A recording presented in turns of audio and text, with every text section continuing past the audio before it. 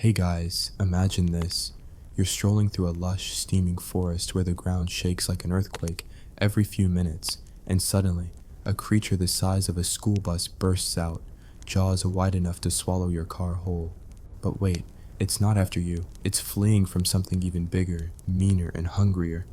Welcome to the Jurassic period, where life didn't just survive a scorching hot planet, it threw a massive chaotic party on it. Dinosaurs? Oh, they weren't kings yet. They were the scrappy underdogs clawing their way up in a world that tried to roast them alive.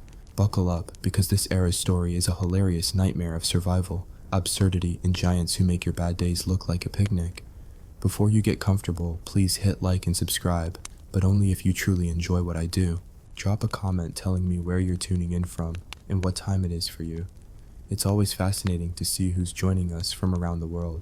Now dim the lights, maybe turn on a fan for that soft background hum, and let's dive together into today's journey. Picture this. It's around 201 million years ago, and the Earth is basically a giant sauna cranked up to inferno mode. The supercontinent Pangaea is starting to crack like a bad relationship. Volcanoes are erupting like overzealous fireworks, and the air, thick with carbon dioxide, making every breath feel like inhaling from a dragon's nostril. This is the tail end of the Triassic period bleeding into the Jurassic, and life's about to hit the reset button in the most dramatic way possible. We're talking the Triassic-Jurassic extinction event, a cosmic oops that wiped out about 76% of all species. Why? Well, blame the Central Atlantic Magmatic Province, or CAMP for short.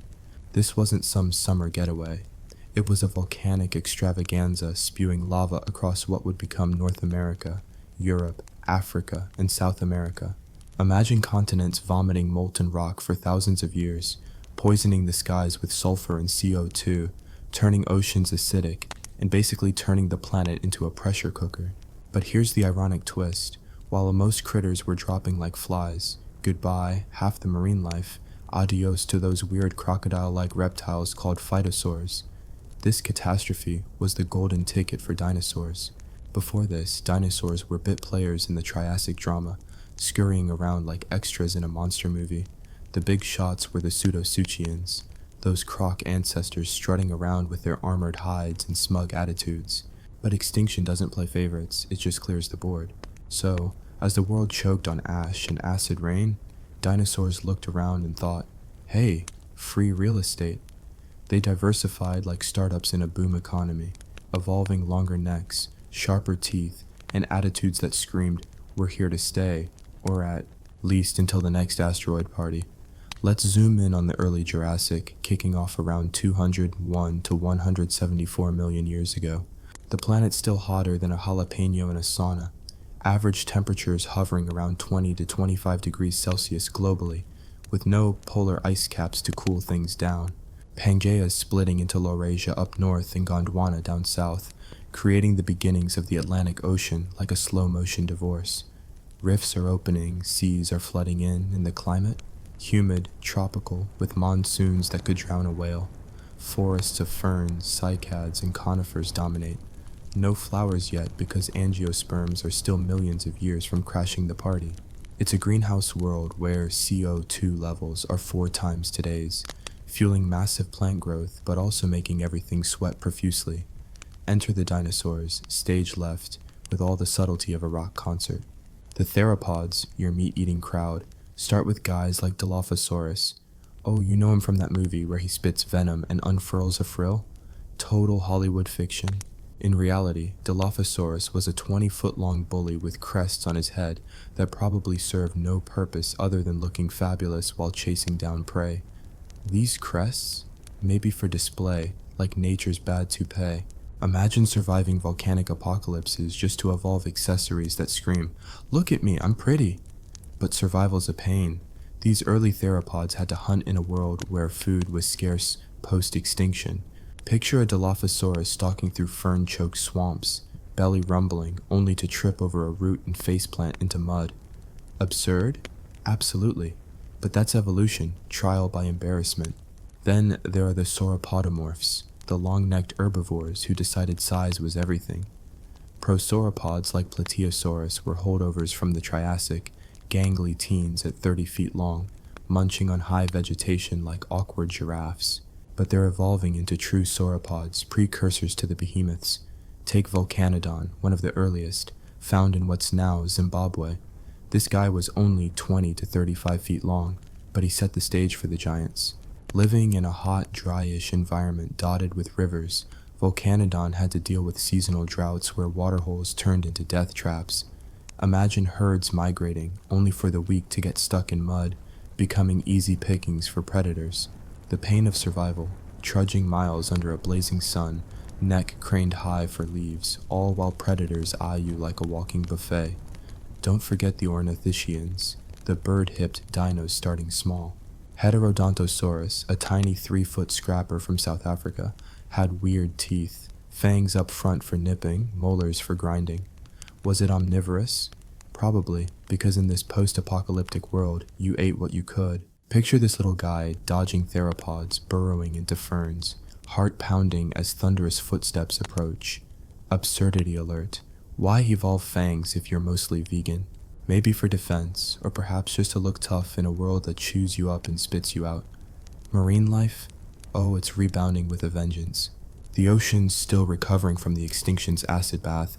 See ichthyosaurs evolving into dolphin-like speed demons. Shonisaurus, a massive 50-foot ichthyosaur from Nevada's ancient seas, swam through warm waters teeming with ammonites and belemnites, squid-like critters that were basically fast food. But hunting wasn't easy. These giants had to dive deep, holding breath for minutes, risking the bends in an ocean where currents could sweep you away. Imagine the irony, evolving from land reptiles back to sea, only to deal with pressure that could crush your skull. And pterosaurs? Flying reptiles like Dimorphodon, with their toothy grins and 4-foot wingspans skimmed coasts for fish. But flight in humid air? Turbulent, with storms that could snap wings like twigs. Survival's nightmare. Soar or plummet. Let's talk flora, because without plants, no party. Gymnosperms rule. Conifers, ginkgos, cycads, creating vast forests that look like a prehistoric gym class. But insects, buzzing around, pollinating crudely while early bees are still a dream. The absurdity, massive trees dropping cones like bombs, crushing unwary dinos below. And the heat, it fueled growth, but also wildfires sparked by lightning in dry seasons. Imagine a forest ablaze, dinosaurs stampeding in panic, smoke choking the air. Painful survival, adapt or burn. As the early Jurassic progresses, we see the torsion oceanic anoxic event around 183 million years ago, a fancy name for the ocean decided to suffocate itself. Volcanism again, pumping CO2, warming seas, leading to black shales where oxygen vanished, killing marine life en masse. But irony strikes. This event spurred evolution. Survivors like plesiosaurs emerge, long-necked swimmers that look like Loch Ness prototypes. Elasmosaurus? Not yet, but relatives like the Lasiodrekan patrol shallow seas, snapping at fish with needle teeth, hunting in murky waters, risking beaching on tides, absurd risks for a meal. On land, theropods diversify. Chelophysis ghosts fade, replaced by Megapinosaurus, a swift hunter. Pack hunting? Maybe, but evidence is scarce. Perhaps they were lone wolves in a dog-eat-dog world. Picture a chase. Megatnosaurus sprinting after a prosauropod juvenile, only for the ground to quake as a larger herbivore charges in defense. The sarcasm, evolution gave you speed, but forgot the brakes. Sauropods grow bolder. Barapasaurus from India, 60 feet of lumbering mass, browse treetops, but size has downsides. Slow metabolism in heat means overheating, needing shade or mud baths. Imagine wallowing like hippos, parasites biting while predators nip at heels. The pain. You're a giant yet vulnerable as a toddler. Ornithopods appear like Celodosaurus, armored and thagomizer-tailed. Early ankylosaurs, spiky defenses in a world of teeth. Absurd, evolve armor but still get flipped by floods. Pangaea's breakup brings diversity. In North America, Laurasia, dinosaurs like Dilophosaurus roam Morrison-like formations, while in Gondwana, Africa hosts Massospondylus nets. Eggs? Fragile orbs in a harsh world, parents guarding against raiders. Irony. Lay dozens, hope a few survive the odds. Climate shifts, wetter in some spots, drier in others. Monsoons flood valleys, creating lagoons where croc-like Sphenosuchians lurk. Telial crater, a Triassic holdover's kin, ambushes prey. Survival's nightmare, one wrong step, and your lunch. As we approach the Middle Jurassic boundary, around 174 million years ago, the stage is set for giants. But that's teasing part 2. Hang on, folks. What do you think? Would you survive a day in the early Jurassic?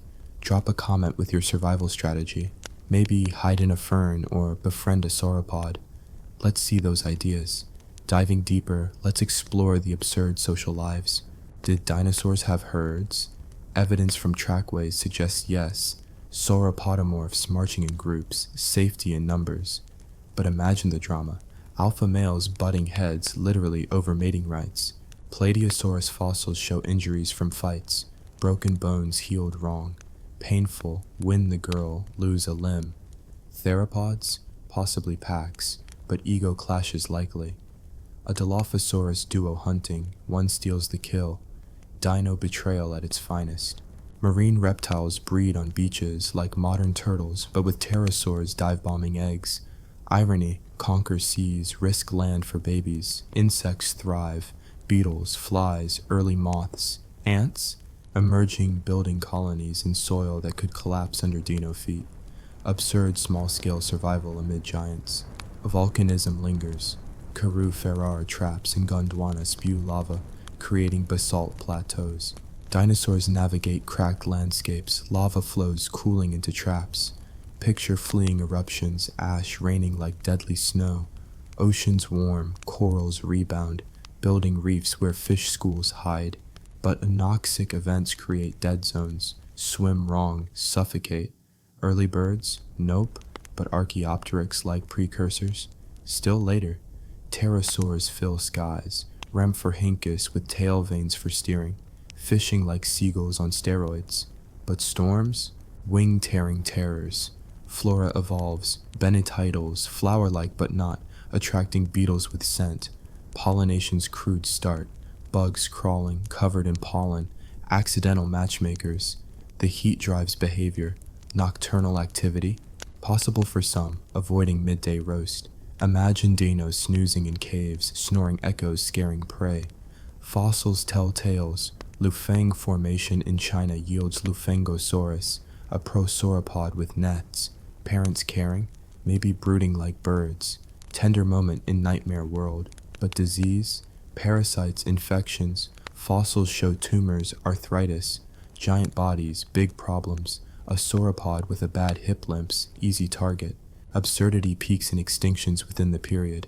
Local die-offs from droughts, floods, survival's lottery. As early Jurassic ends, biodiversity booms.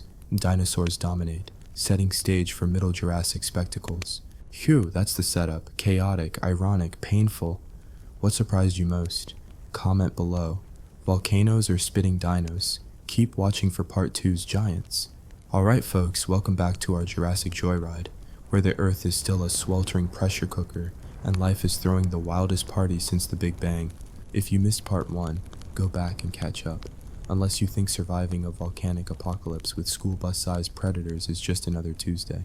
We're diving into the Middle Jurassic now, roughly 174 to 163 million years ago, where dinosaurs go from scrappy survivors to absolute units, ecosystems get weirder, and the planet keeps trying to barbecue everything.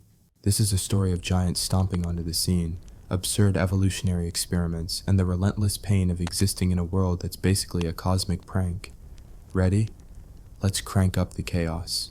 The Middle Jurassic kicks off with Pangaea continuing its messy breakup, like a continental soap opera where nobody's happy. Laurasia and Gondwana are drifting apart, the Proto-Atlantic widening like a grumpy neighbor putting up a fence. The climate's still hotter than a forge, with CO2 levels making today's greenhouse effect look like a mild fever. Tropical monsoons drench the land, turning floodplains into swamps where you'd lose a shoe or your life in seconds. Deserts shrink, replaced by lush forests of conifers, ginkgos, and cycads, but don't let the greenery fool you. This is no paradise. It's a steaming, bug-infested maze where every step could land you in a predator's lunch menu. Dinosaurs? Oh, They're stealing the spotlight now, evolving into forms so massive and bizarre you'd think nature was drunk dialing evolution. Sauropods, those long-necked herbivores, decide bigger is better and go full kaiju. Meet Mamenchisaurus from what's now China, rocking a neck longer than a city bus. Up to 35 feet of pure leaf-munching audacity. Why such a ridiculous neck?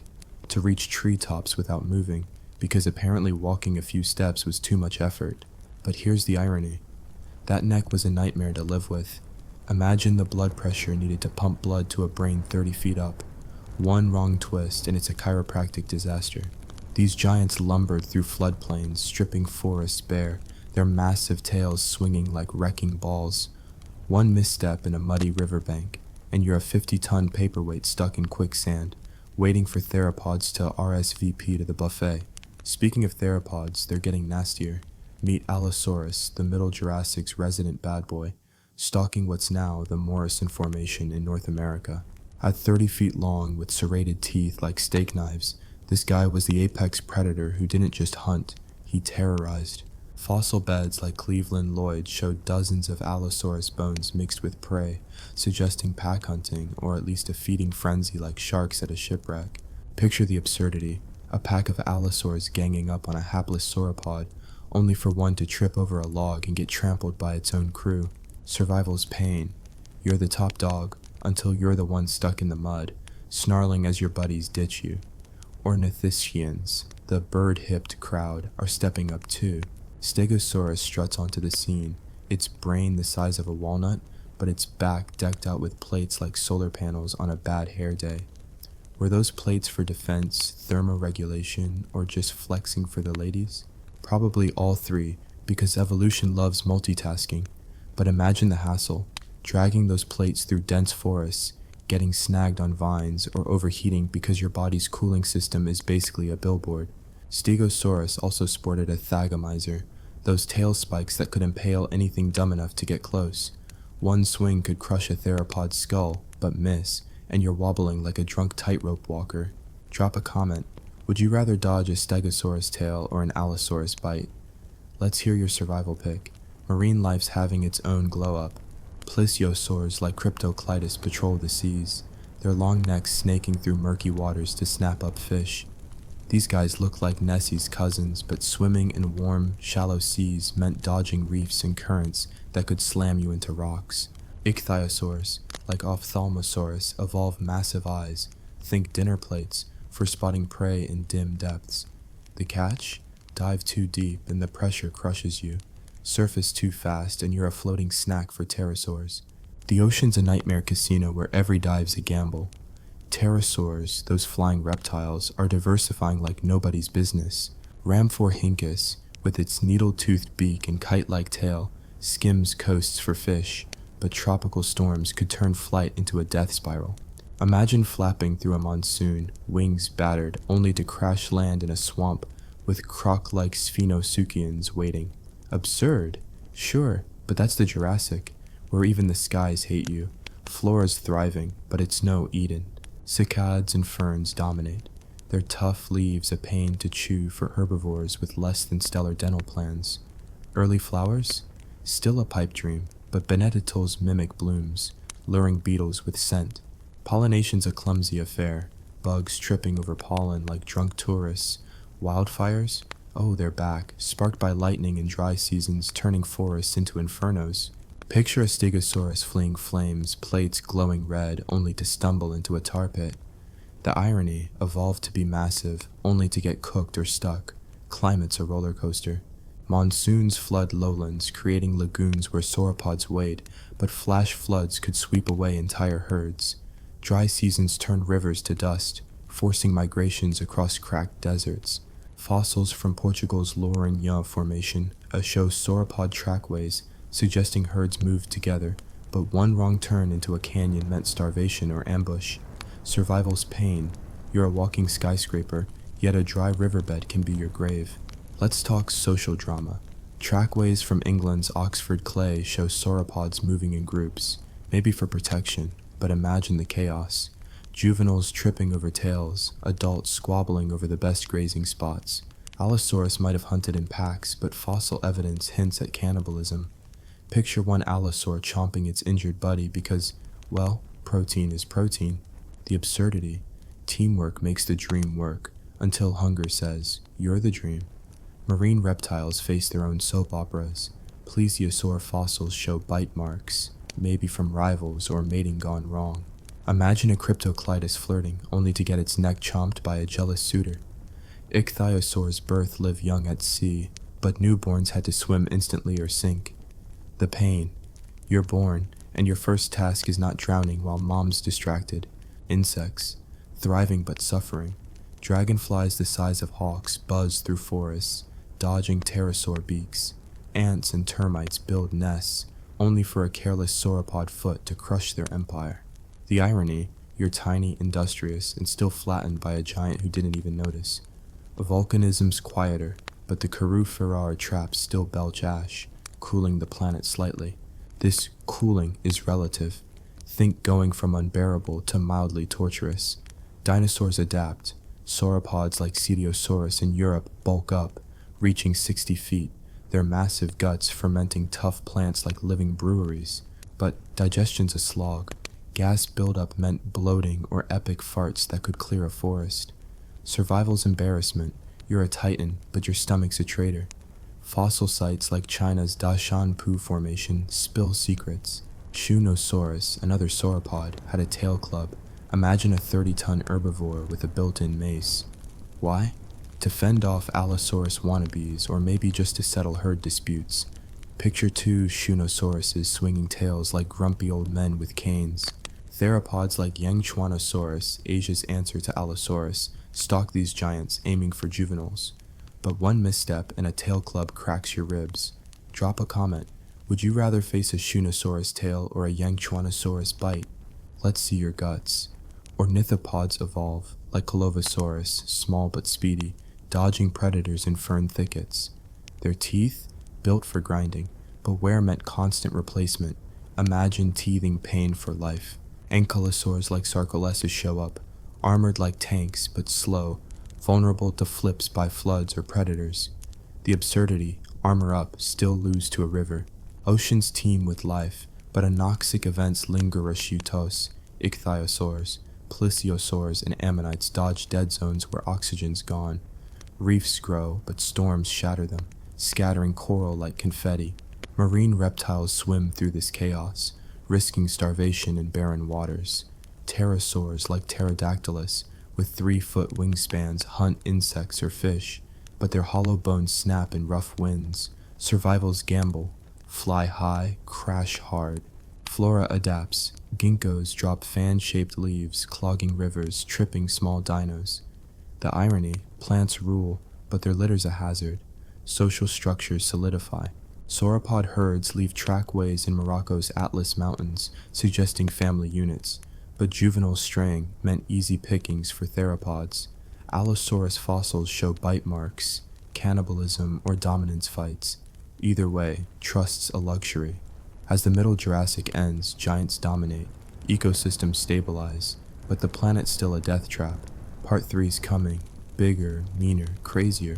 What's your Middle Jurassic survival plan? Hide in a swamp or climb a cycad? Comment below and let's see who's outsmarting Allosaurus. Hey folks, strap in for round 3 of our Jurassic Jamboree, where the planet's still a sizzling hot mess, and life's response is to go even bigger, badder, and more ridiculously over the top. If you're just joining, rewind to parts 1 and 2, unless you fancy jumping into a world of mega predators without knowing how we got here. We're hitting the late Jurassic now, from about 163 to 145 million years ago. When dinosaurs peaked in absurdity, continents played tectonic tango, and survival was a daily slapstick horror show. Picture giants clashing in fern jungles, seas boiling with monsters, and the earth whispering, "You think this is tough? Just wait." Let's unleash the late Jurassic lunacy. Pangaea's breakup is in full swing, like a family feud gone global. Laurasia and Gondwana are splitting faster, the Atlantic's widening into a proper ocean, and rifts create shallow seas that flood continents. The climate? Still a tropical furnace, with CO2 levels spiking plant growth but turning the air into a humid blanket that smothers everything. Monsoons rage, deserts bloom into forests, and polar regions, mild enough for ferns, no ice in sight. But irony alert, this paradise breeds massive storms that drown lowlands and wildfires that torch the greenery. Ecosystems rebound from earlier hiccups, but it's a fragile boom. Step wrong and you're fossil fuel. Dinosaurs dominate like rock stars on tour. Sauropods hit their stride, becoming walking skyscrapers that make earlier versions look like prototypes. Brachiosaurus, towering in North America's Morrison Formation, stood 40 feet at the shoulder, with a neck craned like a periscope. Why front heavy? To hoover up high leaves without competition. But the pain, that posture meant heart strain pumping blood uphill, and one fall could snap bones like twigs. Imagine grazing treetops, belly full, only for a flash flood to undercut your feet. Splash, you're a 50-ton raft, drifting toward rapids while theropods salivate from shore. Diplodocus joins the party, a 90-foot whip-tailed wonder, slender but seismic. Its tail, a sonic boom weapon, cracking like a bullwhip to deter attackers. Fossils show healed fractures, evidence of battles where one swing missed, recoiling into its own hide. Absurd survival. Evolve a weapon that's as dangerous to you as the enemy. These guys herded in vast groups, stripping landscapes bare, migrating across floodplains. But herds meant drama. Juveniles squished underfoot, adults clashing necks like giraffe sumo wrestlers. Picture the chaos, a Diplodocus caravan crossing a river, currents pulling the weak under, croc-like metriorhynchids lurking below for scraps. Theropods evolve into nightmares. Allosaurus persists, but Ceratosaurus adds flair with a nasal horn like a punk mohawk. At 20 feet, it hunted in packs or solo, ambushing sauropod young. But the horn? Probably display, not weapon. Imagine goring a rival only to get it stuck in hide. Torvosaurus, Europe's brute at 35 feet, sported megaclaws for slashing. Hunting, risky. Charge a Brachiosaurus, and a tail swipe sends you flying. The sarcasm, you're armed to the teeth, yet one wrong move, and you're roadkill under a herbivore's stomp. Ornithischians bring the bling. Stegosaurus thrives, its plated back flushing colors for mating or intimidation. But those plates?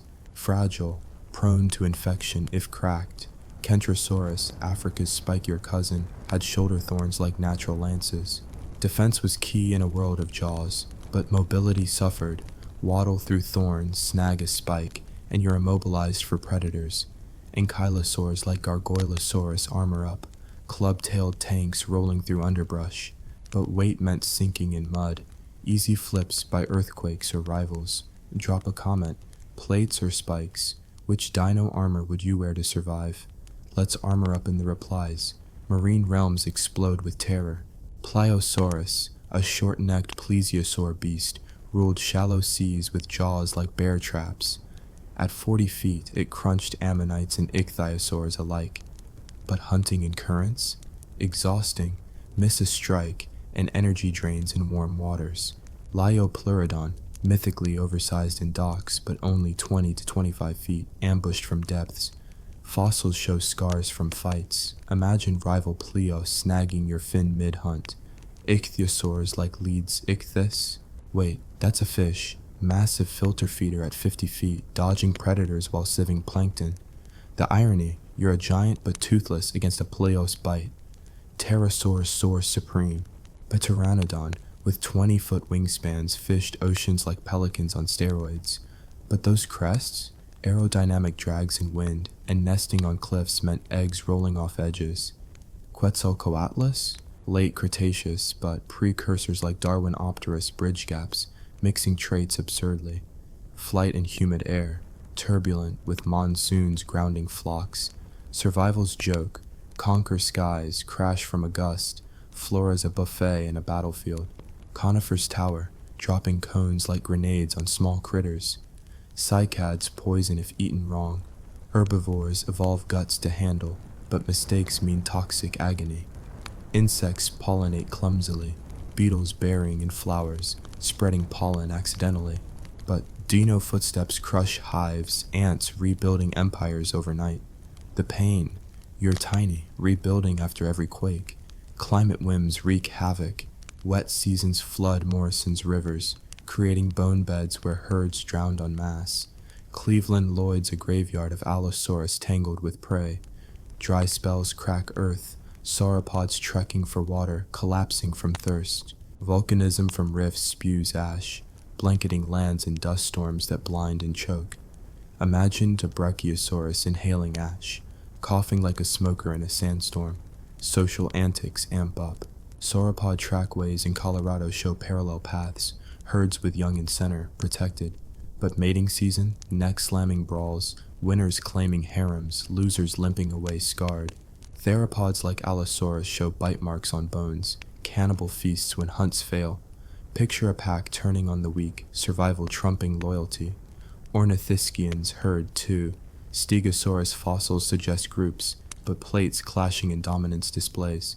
Absurd, flash colors only to blindside a buddy.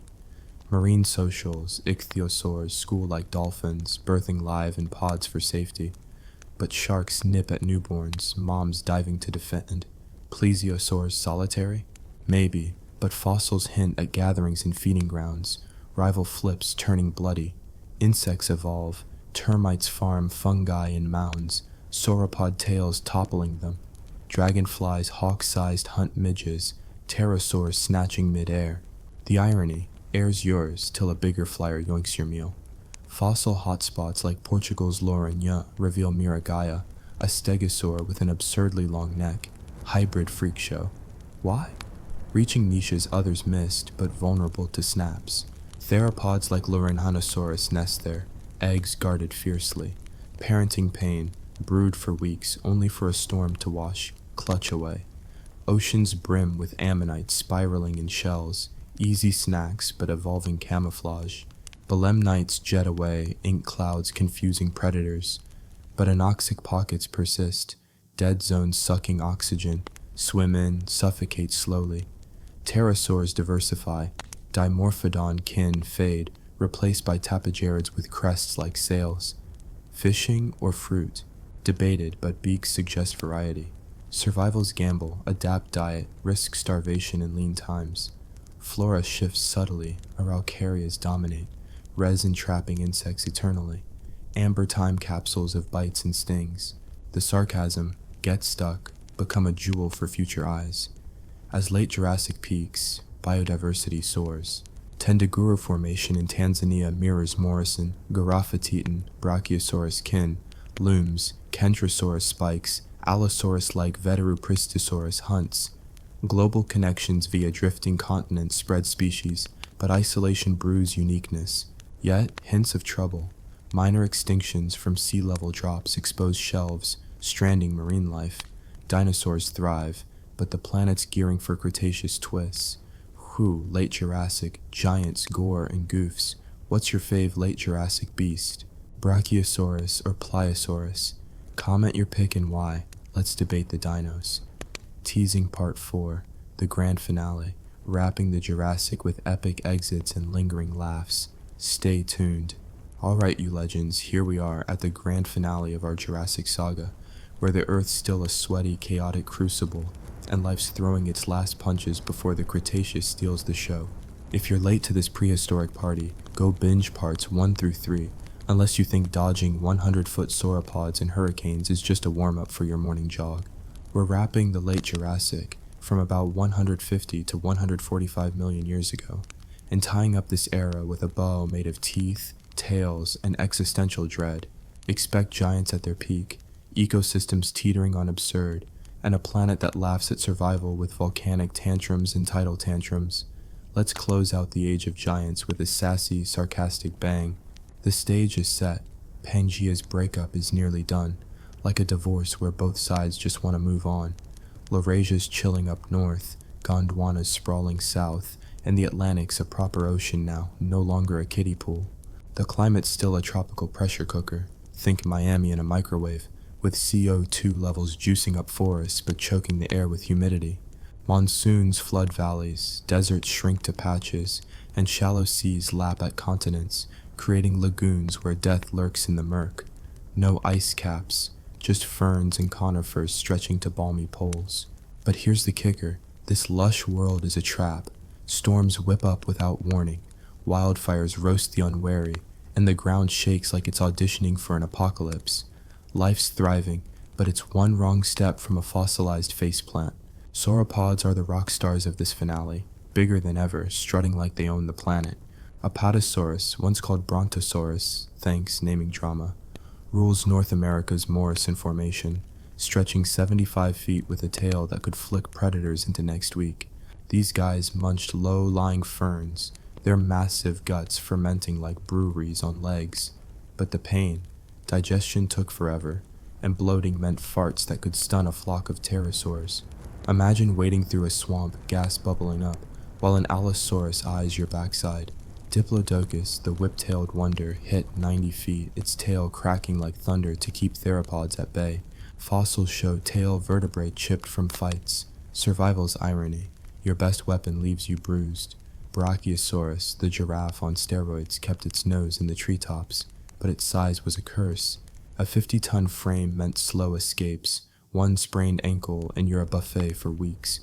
Trackways in Portugal show herds migrating, juveniles shielded in the center, but floods could drown entire families, bones piling in riverbeds. Picture the absurdity. You're a walking skyscraper, yet a muddy stream's your kryptonite.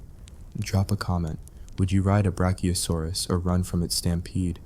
Let's see your dino dreams in the replies. Theropods keep the terror high. Allosaurus reigns, its 30-foot frame slicing through prey with banana-sized teeth. Fossil pits like Utah's Dinosaur National Monument show jumbles of bones. Allosaurus ganging up on sauropods or scavenging after floods. But pack hunting? Risky. Imagine charging a Diplodocus, dodging that whiptail, only for your buddy to trip and get squashed. Ceratosaurus, with its nasal horn, hunted solo or in pairs, aiming for young or injured giants. That horn? Useless in a fight, more for show, like evolving a mustache to scare rivals. Torvosaurus, the mega-clawed menace, prowled Europe and America, its arms actually useful for slashing. But irony strikes. Big claws, big ego, still flattened by a sauropod stomp. Ornithischians shine with flair. Stegosaurus, walnut-brained but plate-backed, roamed in loose herds, tails spiking anything too close. Those plates? Thermoregulation or mating displays, but they cracked under pressure. Imagine infections from a bad scrape. Dryosaurus, a speedy ornithopod, darted through underbrush, dodging predators like a prehistoric roadrunner. Its teeth wore fast, regrowing constantly. Survival's pain, eternal teething in a world of jaws.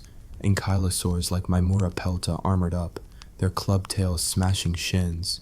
But weight meant sinking in mud, and a flipped ankylosaur was a theropod's dream lunch. The sarcasm, evolve a tank, still lose to a puddle. Marine worlds are a circus of terror. Plesiosaurus dominates, its 40-foot bulk chomping ichthyosaurs like snacks. Fossils from England's Kimmeridge clay show bite marks, rival fights or mating gone wrong. Hunting in stormy seas meant wrestling currents, risking beachings on reefs. Ichthyosaurs like Ophthalmosaurus, with eyes like hubcaps, hunted squid-like belemnites in dim waters. But deep dives, pressure-crushed bones if you lingered. Leeds ichthys, the giant filter-feeding fish, swam in schools, but Pliosaurus ambushes scattered them. Picture the chaos. You're sieving plankton, then a bus-sized jaw looms from the depths. Pterosaurs rule the skies, but it's no joyride. Pteranodon's 20-foot wings fished coast, but crests caught wind like bad sails, flipping flyers in storms. Rhamphorhynchus, with its toothy grin, skimmed waves for fish, tail veins steering like a kite, but monsoons grounded them, leaving nests vulnerable to scavengers. Survival's joke, master flight, crash in a squall. Fossils from Germany's Solnhofen limestone show pterosaurs preserved mid-meal. Fish bones and throats, proof of quick deaths. Imagine choking on lunch as a wave buries you. Flora's a double-edged sword. Araucarias and ginkgos tower, dropping cones that crush small critters. Cicads tempt herbivores, but toxins poison the careless.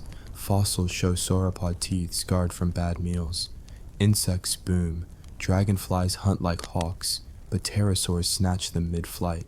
Ants and termites build mounds only for sauropod feet to flatten them. The absurdity, you're an insect architect and your skyscraper's gone in one step.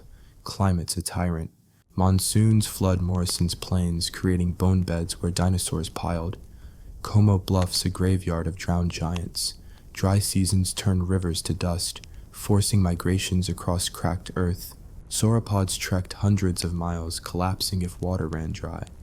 Volcanic rifts in Gondwana spit ash, cooling patches of planet but choking lungs.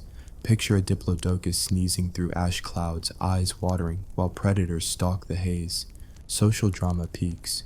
Sauropod herds seen in Wyoming trackways moved like armies, but mating was a brawl. Neck slams left scars on bones. Allosaurus hunted in loose packs, but cannibalism was real. Starved theropods ate their own, jaws crunching kin. Stegosaurus groups flashed plates for dominance, but missteps meant broken spikes. Marine reptiles like plesiosaurs birthed live young in pods, but newborns swam or sank instantly. The pain, you're born, and the first test is outswimming a shark. Insects faced their own wars. Termite colonies, fungal farms thriving, collapsed under dino treads. Beetles pollinated Bennettitels, but clumsy crawling spread pollen poorly. Evolution's half-baked plan. The irony, you're key to plants, yet squashed by a careless herbivore. Fossil sites spill secrets. Tanzania's Tendaguru Formation mirrors Morrison. Giraffatitan loomed. Kentrosaurus spiked, and theropods like Ostafrikasaurus hunted. Eggs and nests show parenting. Sauropod clutches guarded, but floods wash them away. Solnhofen's limestone traps Archaeopteryx, the feathered dino bird frozen with wings spread. Was it flight or glide? Debatable, but predators didn't care. Grounded, your lunch. Oceans teem, but falter. Ammonites evolve dazzling shells, but Pliosaurus crunched them like candy. Anoxic events thin out, but sea level drops strand reef dwellers. Corals rebuild, only for storms to shatter them. Marine survival, swim fast or join the fossil record. As the Jurassic ends, dinosaurs peak. Giants everywhere, ecosystems bursting. But cracks appear. Sea level shifts hint at cooling. Tectonic rumbles signal change. The Cretaceous looms, and with it, new players and disasters. What's your late Jurassic vibe? Ride a sauropod or wrestle a Pliosaurus? Comment your pick and survival plan. Let's see who rules the Jurassic. And that's the Jurassic period. Hot, absurd, and brutal. From extinction's ashes to giant supremacy, life laughed at the odds and thrived. Thanks for joining this wild ride. Hit like, subscribe, and tell me in the comments, what's your favorite Jurassic moment? Allosaurus chases or sauropod stampedes? Let's keep the dino love alive. Imagine this. You're gasping for breath in a barren wasteland. The air thick with volcanic fumes, and suddenly, a scaly beast the size of a crocodile lunges from the shadows. Not to eat you, but because it's just as desperate to survive this post-apocalyptic hell as you are. Welcome to the Triassic period, the ultimate comeback story where life clawed its way back from near total annihilation, only to invent dinosaurs as if to say, hold my beer. This era wasn't a gentle dawn, it was a brutal, absurd grind where the planet tried to kill everything, again, and the survivors evolved into the stuff of nightmares. Buckle up for a sarcastic stroll through 50 million years of pain, where extinction was yesterday's news, and giants were just getting started. The Triassic kicks off around 252 million years ago, right after the Permian-Triassic extinction event, affectionately known as the Great Dying, because why not give the biggest mass murder in history a catchy name? Picture the scene. 96% of marine species and 70% of land vertebrates wiped out in a blink. What caused it? Oh, just the Siberian traps volcanoes erupting like a planetary temper tantrum, spewing lava across an area the size of Europe, pumping out enough CO2 and sulfur to turn the atmosphere into a toxic sauna. Oceans acidified, turning coral reefs into ghost towns, while on land, forests burned, and the survivors choked on ash clouds that blocked the sun. It's like the Earth decided to hit the reset button but forgot to warn anyone. The irony? This catastrophe cleared the stage for new actors, because nothing says fresh start like burying the old cast under miles of basalt. In the early Triassic, from 252 to 247 million years ago, The world is a scorched, monotonous mess. Pangaea, the supercontinent, squats like a bloated pancake across the equator, creating vast deserts where temperatures swing from freezing nights to blistering days. Think Death Valley on steroids with no oasis in sight. The climate's a joke, hyper-arid in the interior, with flash floods from rare monsoons that drown anything dumb enough to linger.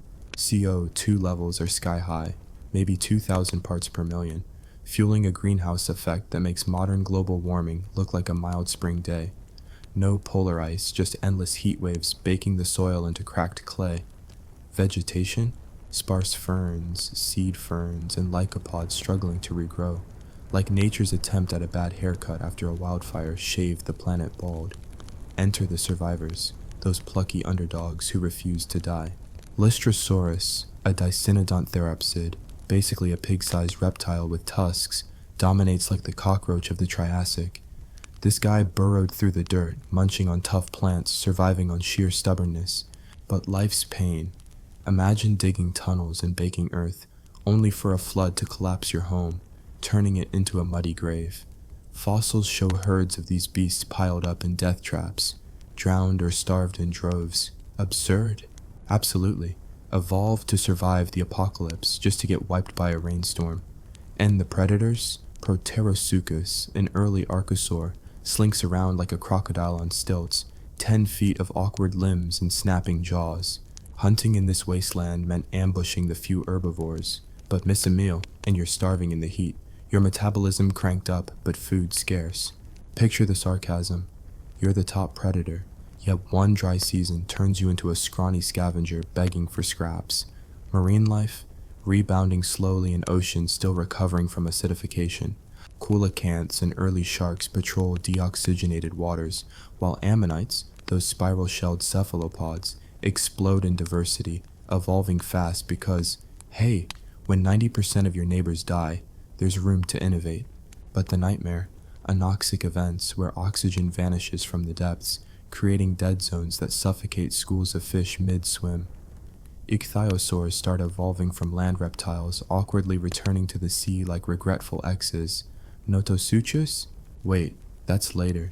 Here it's temnospondylus, amphibian giants like Mastodonsaurus, lurking in rivers with mouths wide enough to swallow a cow.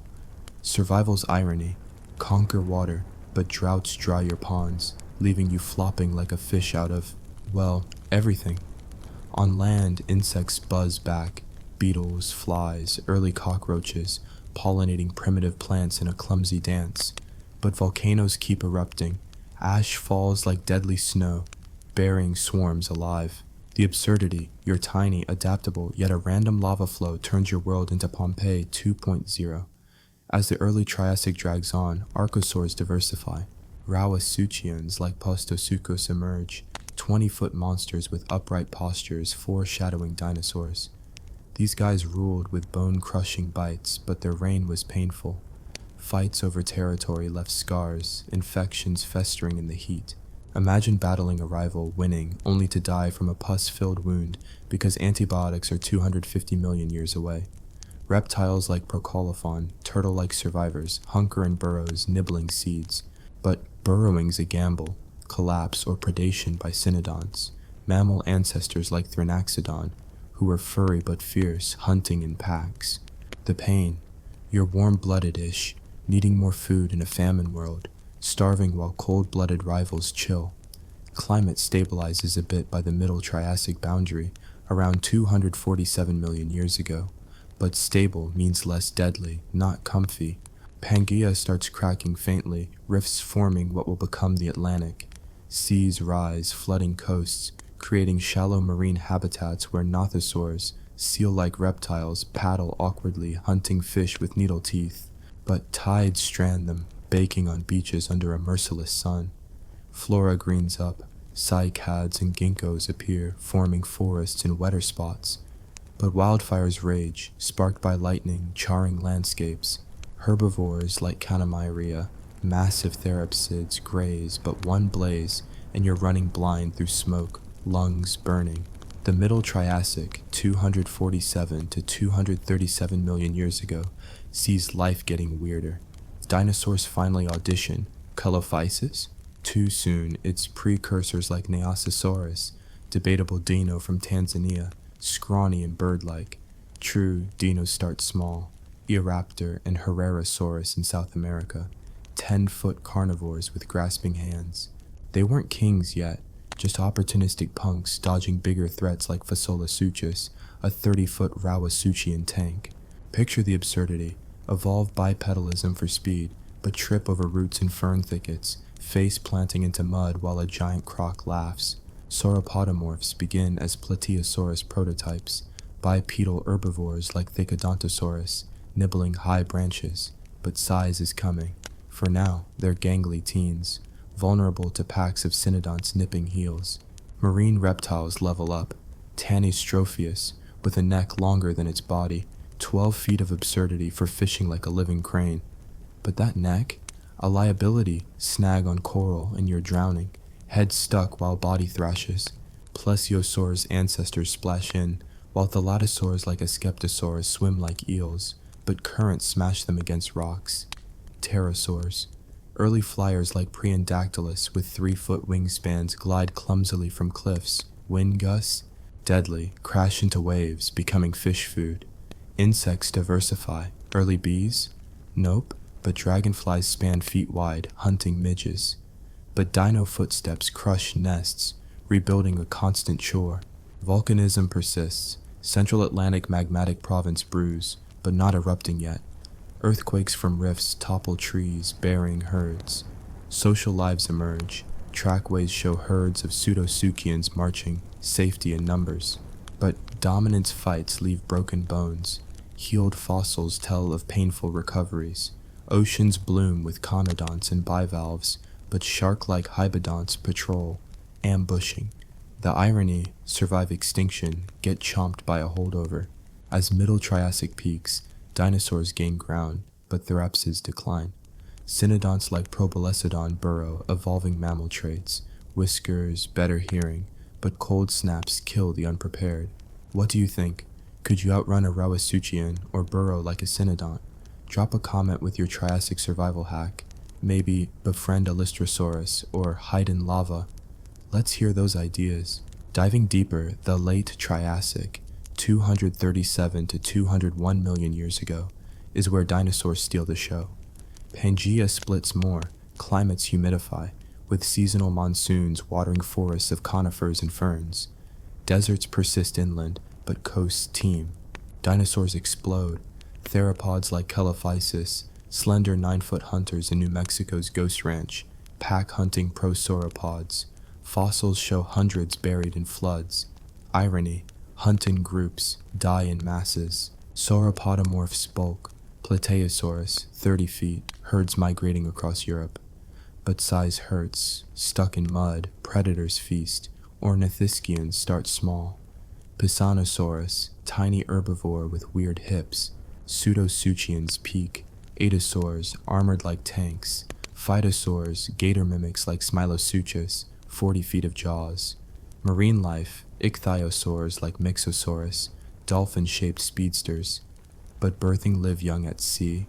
Risky, newborns sink if slow. Pterosaurs evolve. Eudomorphodon, toothy flyers fishing coasts. Storms snap wings, plummeting to doom. Flora, Benedictals, flower-like, attract beetles, but herbivores evolve grinders for tough leaves. The Carnian pluvial event around 232 million years ago. A wet spell from volcanism, flooding deserts, killing dry adapted species. Dinosaurs thrive in humidity, diversifying. Social drama, Chelophysis cannibalism in fossils. Eat your young when hungry. Painful family values, insects, early wasps, parasitizing, but floods drown colonies. As Triassic ends, Triassic-Jurassic extinction looms. Volcanoes again, wiping pseudosuchians, letting dinos dominate. Fossils from Ischigualasto Formation in Argentina show Eoraptor and Herrerasaurus coexisting with giants like Lesomsaurus, early sauropod. Oceans, placodonts, turtle-like shellfish crushers, bash heads on rocks. The absurdity culminates. Life rebounds, evolves wonders only for another extinction to reset. Whew, Triassic, dawn of dinos amid endless pain. What's your fave Triassic survivor? Lystrosaurus or Celophysis? Comment below and let's debate. Alright, you survivors, welcome back to our Triassic train wreck, where the Earth's a fiery, unforgiving mess, and life's fighting tooth and claw to not get cancelled by the next catastrophe. If you missed part 1, go catch up, unless you think outrunning a crocodile on stilts in a volcanic wasteland sounds like a fun first date. We're diving into the Middle Triassic now, roughly 247 to 237 million years ago, where the planet's still a sauna with a bad attitude. Dinosaurs are starting to flex, and every creature's auditioning for the role of not extinct yet. This is a tale of absurd evolutionary gambles, relentless survival pain, and a world that laughs at your suffering with earthquakes and flash floods. Let's crank up the chaos and wade into the madness. The Middle Triassic kicks off with Pangaea still sprawled across the globe like a lazy supercontinent, but cracks are forming, like a bad breakup nobody saw coming. Rifts are widening, hinting at the future Atlantic Ocean, while shallow seas creep onto coasts, creating swampy death traps. The climate's a cruel prank, hot and humid in some spots, bone dry in others, with CO2 levels so high you're basically breathing soup. Monsoons hit like a sledgehammer, flooding valleys into muddy graves, while inland deserts bake under a sun that doesn't quit. Temperatures swing wildly, from 40 degrees Celsius days to chilly nights, making every creature wish for a thermostat that doesn't exist. Vegetation's picking up. Cycads, ginkgos, and ferns form patchy forests, but wildfires sparked by lightning turn them into infernos faster than you can say barbecue. Imagine the irony. Evolve to eat lush greens only to choke on smoke as your buffet burns. Life's getting weirder, and the cast is expanding like a reality show with no budget. Archosaurs, the ancestors of dinos, crocs, and birds, are stealing the spotlight. Rauasuchians, like Tacinosuchus, 15-foot monsters with serrated teeth, stalk Europe's floodplains, their upright gait making them the jocks of the era. But hunting's no picnic. Chase a herbivore, slip in mud, and you're face down while your prey waddles off. Fossils show bite marks from rival fights, proving even the top dogs bled. Painful survival. You're the apex predator, but a bad sprain or infection means you're limping lunch for scavengers. Dinosaurs are creeping onto the scene, but they're not headliners yet. Think Nyasasaurus, a maybe dinosaur from Tanzania, 10 feet of scrawny ambition. Was it a true dino? Paleontologists bicker, but picture this guy, bipedal, toothy, sprinting after small prey only to trip over a root and get snapped up by a Rauasuchian. Early theropods like Eoraptor and Herrerasaurus, South American scrappers, start showing up, their grasping hands perfect for snatching lizards or early mammals. But the absurdity, evolved speed and claws, yet one wrong step in a fern thicket, and you're tangled easy pickings for bigger beasts like Saurosuchus, a 30-foot pseudosuchian tank with jaws that could crush bone like a cracker. Sauropodomorphs, the future giants, are still awkward teens. Thecodonosaurus, a 7-foot herbivore from England, munches cycads with peg-like teeth, dodging predators in dense forests. But size is creeping in. Massospondylus, found in South Africa, stretches to 20 feet, hinting at the long-necked behemoths to come. These guys wandered in small herds, but migrations were brutal. Imagine trekking across a cracked desert for water, only for a flash flood to sweep you into a canyon, your herd fossilized in a pile. Survival sarcasm. Grow big, still drown in a ditch. Ornithischians are barely a blip. Lesothosaurus, a 3-foot sprinter from southern Africa, darts around, nibbling plants and dodging everything. Its beak-like mouth was great for cropping, but one misstep, and it's a snack for a cynodont pack. Speaking of cynodonts, these mammal ancestors like Cynognathus, a wolf-sized predator, hunt in groups, their warm-blooded-ish metabolism demanding constant food. The catch? In a famine-prone world, you're burning energy faster than you can find it, starving while cold-blooded rivals lounge. Marine life's rebounding with a vengeance.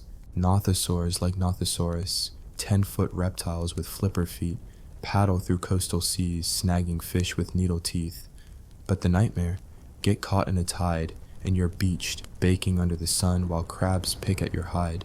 Early ichthyosaurs, like Mixosaurus, evolved dolphin-like bodies, zipping through waves for squid-like hybodonts. Birthing live young at sea sounds cool, until you realize newborns had to swim instantly or sink into the abyss.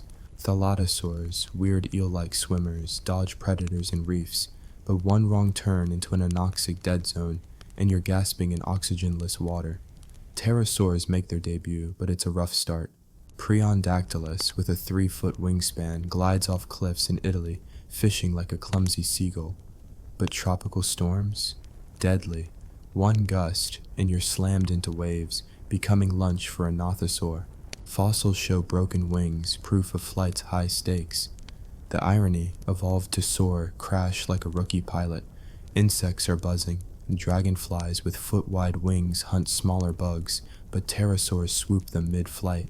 Early ants and termites build nests, only for a Rawasuchian's foot to flatten their empires. Picture the pain. You're a tiny architect, and your life's work is crushed by a careless giant. Volcanism's still a mood killer. Rifts along Pangaea's edges spit lava, triggering tremors that topple forests. The Carnian pluvial event looms around 232 million years ago. A million-year wet spell from volcanic outbursts, flooding deserts and drowning dry adapted critters. But dinosaurs? They love it, thriving in humid forests while others flounder. The sarcasm. The planet tries to kill you, but rains your ticket to the big leagues. Flora's diversifying. Conifers like Voltsia spread, their needles tough but flammable. Bennettitails, flower-like plants, lure beetles for pollination, but it's a sloppy process. Bugs tripping over pollen like drunk interns. Herbivores evolve grinding teeth, but toxins and cycads mean one bad bite could poison you. Fossils show scarred jaws. Survival's cost, eat wrong, die slow. Social drama's heating up. Trackways from Switzerland show pseudosuchians like Tacinosuchus moving in groups, maybe for hunting or defense. But fights over territory left broken ribs. Fossils prove it. Early dinos like Masospondylus nested, eggs fragile in sandy pits. Imagine guarding your clutch, only for a monsoon to wash it away. Cynodonts like Probinognathus burrowing in South America evolve whiskers and better brains, but cold snaps freeze the unprepared. Marine socials? Nothosaurs likely hunted alone, but ichthyosaurs schooled for safety. Fossils show juveniles with adults, pods protecting young, but sharks like Hybidus targeted stragglers. The pain, you're born swimming, yet one slow day and you're chum. Fossil sites like South Africa's Karoo Basin spill secrets, Masospondylus nests, Rawasuchian skulls, cynodont burrows. Argentina's Ishigualasto Formation teases early dinos like Eodromeus, a 4-foot theropod with big dreams. Bone beds show flash floods as killers. Herds caught in canyons, buried in mud. Oceans bloom with ammonites, their spiral shells evolving fast, but placodonts, turtle-like shellfish crushers, bash heads on rocks for clams. The absurdity, armor up, still brain yourself on a reef. Climate shifts bring wetter coasts, but inland deserts persist.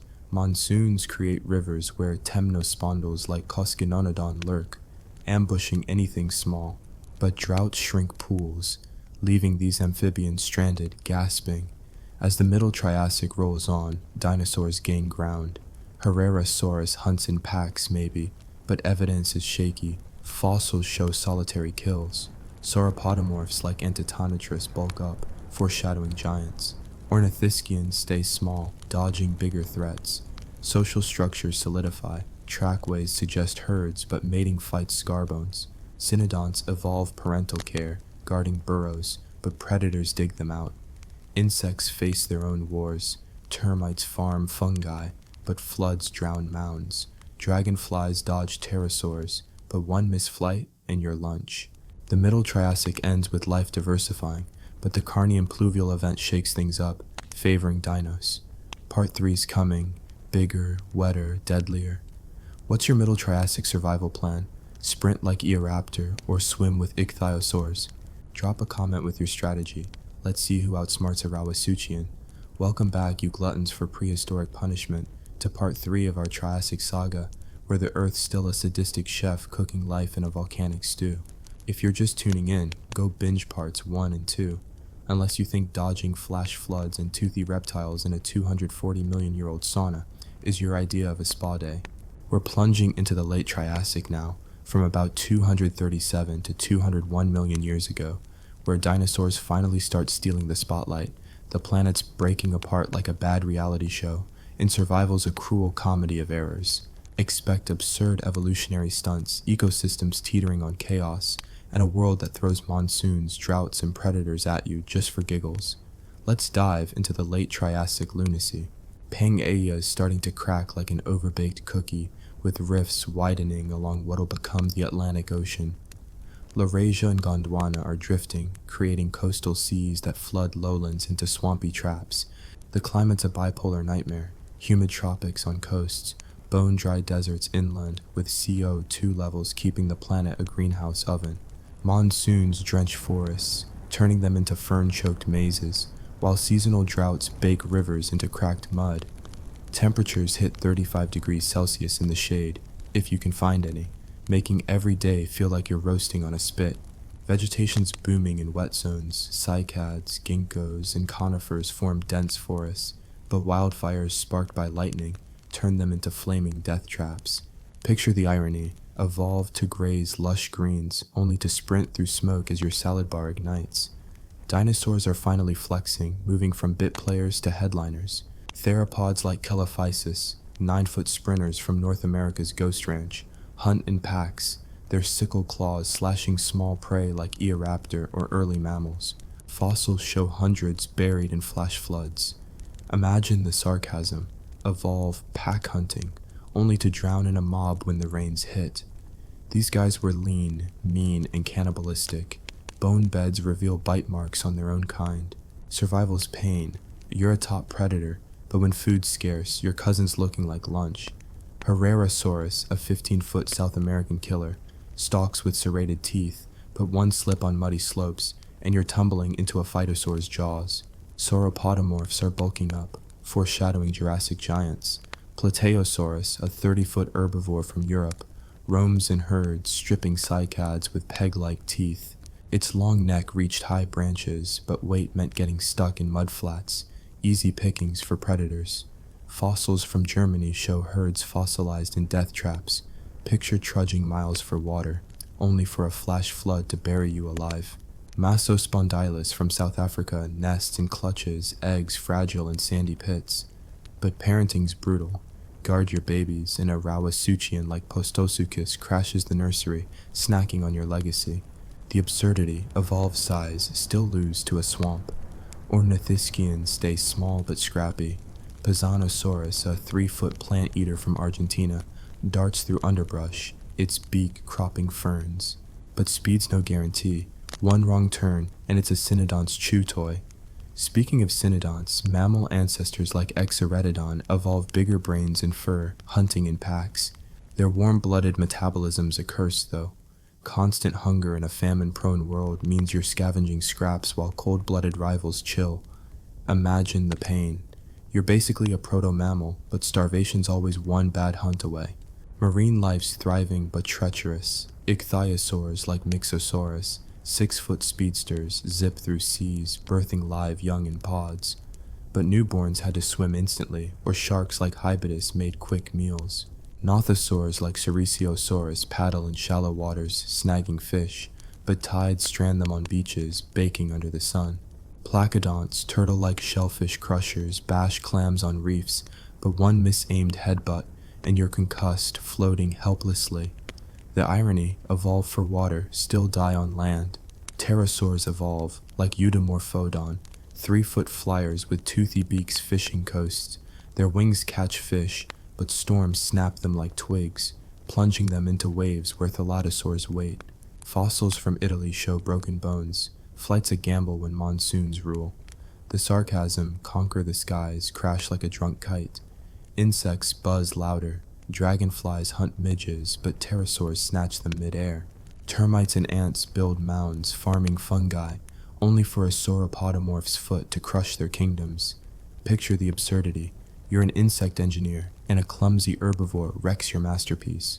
The Carnian pluvial event, around 232 million years ago, shakes things up.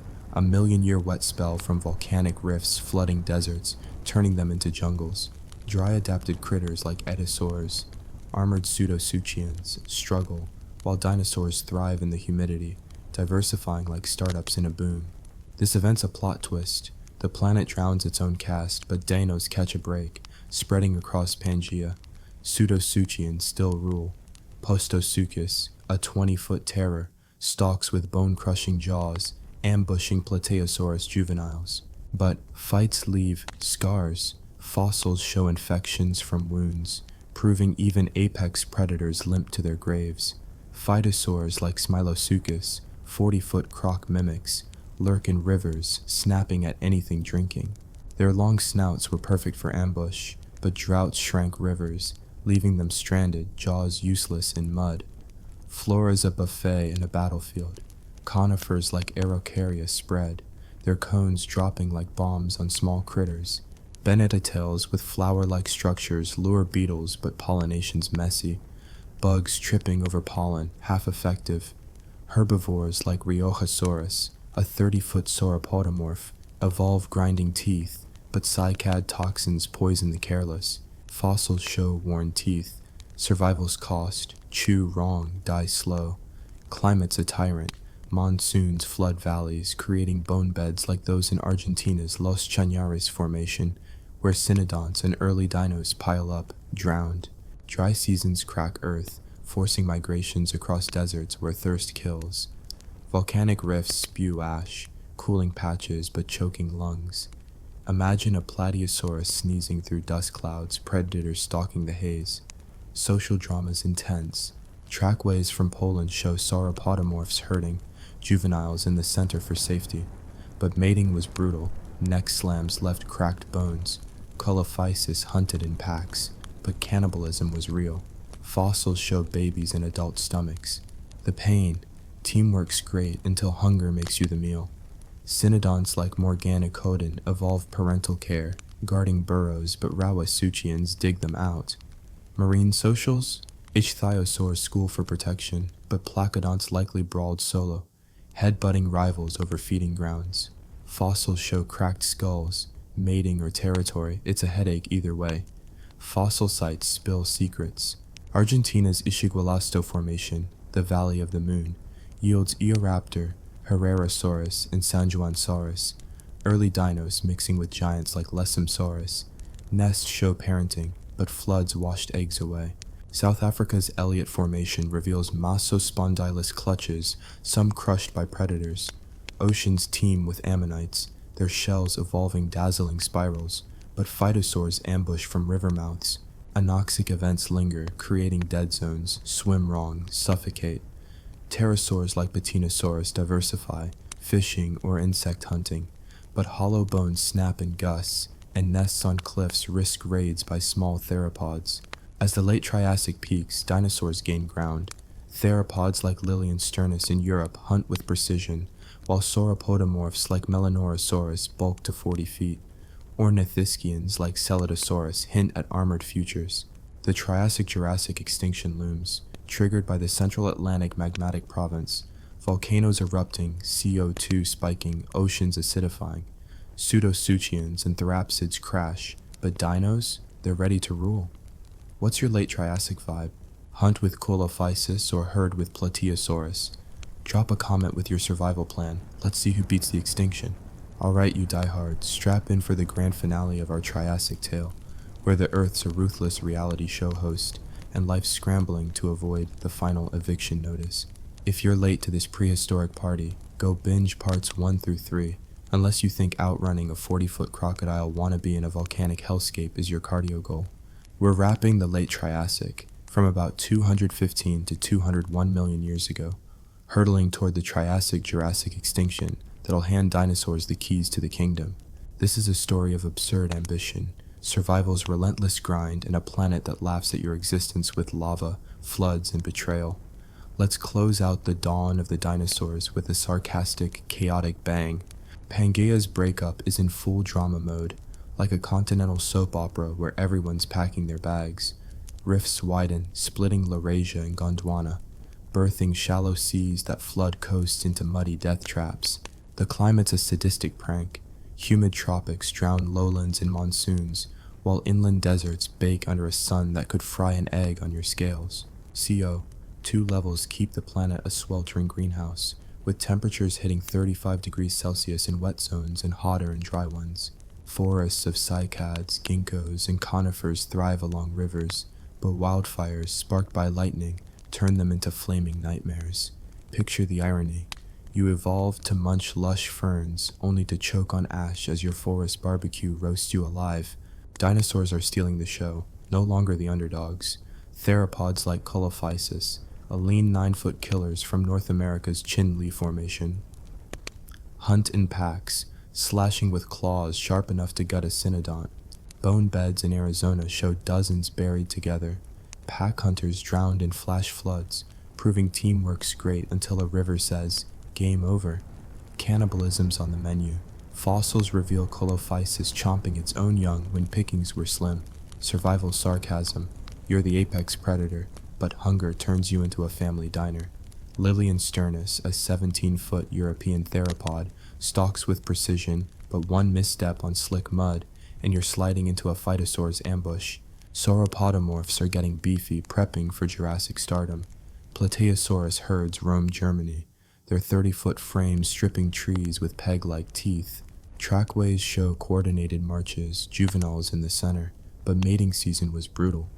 Neck slams left cracked vertebrae, fossils proving the pain. Riojasaurus, a 35-foot herbivore from Argentina, lumbers through floodplains, but weight meant sinking in mud, a buffet for predators like Saurosuchus. Mosospondylus nests in South Africa reveal parenting. Eggs carefully laid, but monsoons wash clutches away, leaving moms guarding empty pits. The absurdity, grow massive, still lose your kids to a storm.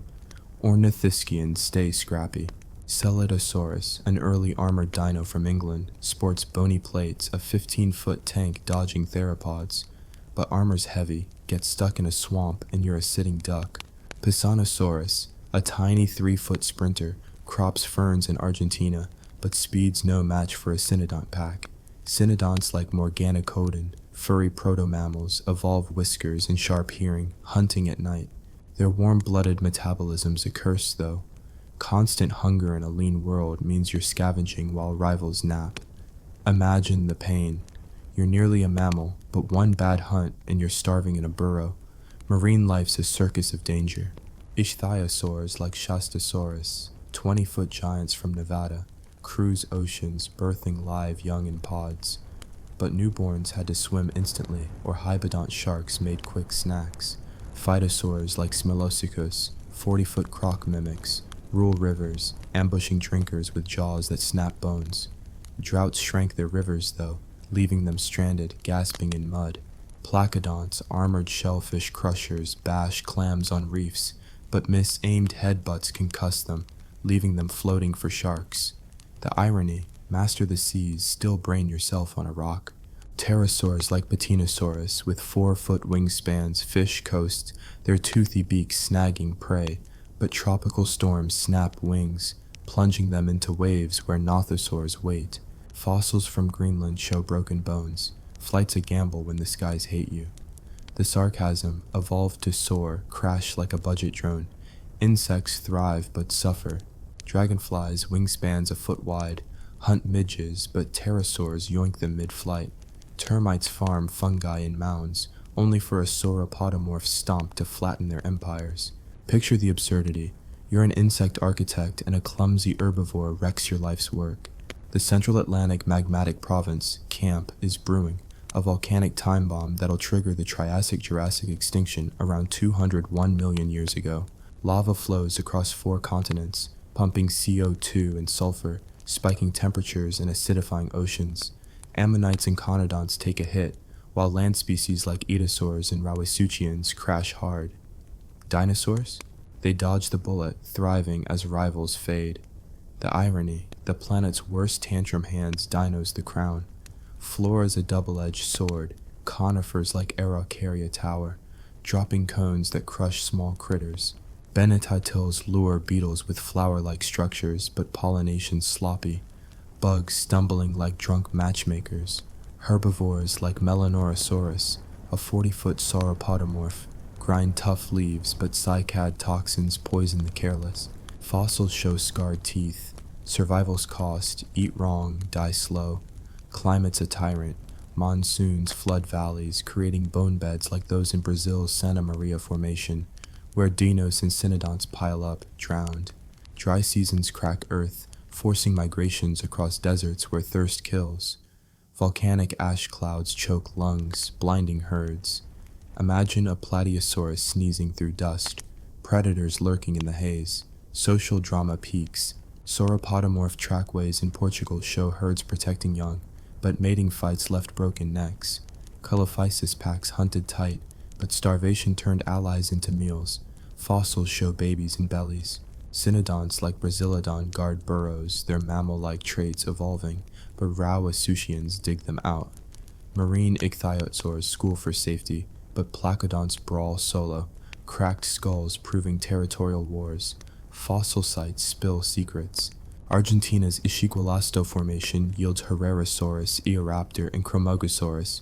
Early dinos mixing with giants like Hyperodapodon, a beaked herbivore.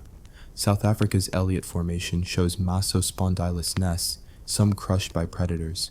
Ghost Ranch in New Mexico traps Celophysis in deathbeds, floods sealing their fate. Oceans teem with ammonites, their spiral shells dazzling, but phytosaurs ambush from rivers. Anoxic events create dead zones, swim wrong, suffocate. Corals rebuild, but sea level drops strand reefs, killing communities. Pterosaurs diversify, like Dimorphodon precursors, hunting insects or fish. But cliff nests invite raids by small theropods, eggs smashed. As the late Triassic ends, dinosaurs dominate. Theropods like Demonosaurus with weird snouts hunt with flair. Sauropodomorphs like Lesomsaurus hit 40 feet, foreshadowing Jurassic titans. Ornithischians like Scutellosaurus armor up, prepping for future battles. The camp eruption unleashes hell, lava, ash, and acid rain wipes 76% of species. Pseudosuchians like Smilosuchus and Postosuchus crash, while dinos like Colophysis and Plateosaurus skate through, ready for Jurassic rule. That's the Triassic, a brutal, absurd, a dawn forged in pain. What's your favorite Triassic survivor? Coelophysis or a burrowing cynodont? Drop a comment with your pick and survival plan. Let's see who rules the chaos. Imagine this. You're basking in a lush fern forest, the air thick with humidity, when suddenly the ground trembles, not from an earthquake, but from a 40-foot tyrannosaur charging like it owns the place. Because, well, it does.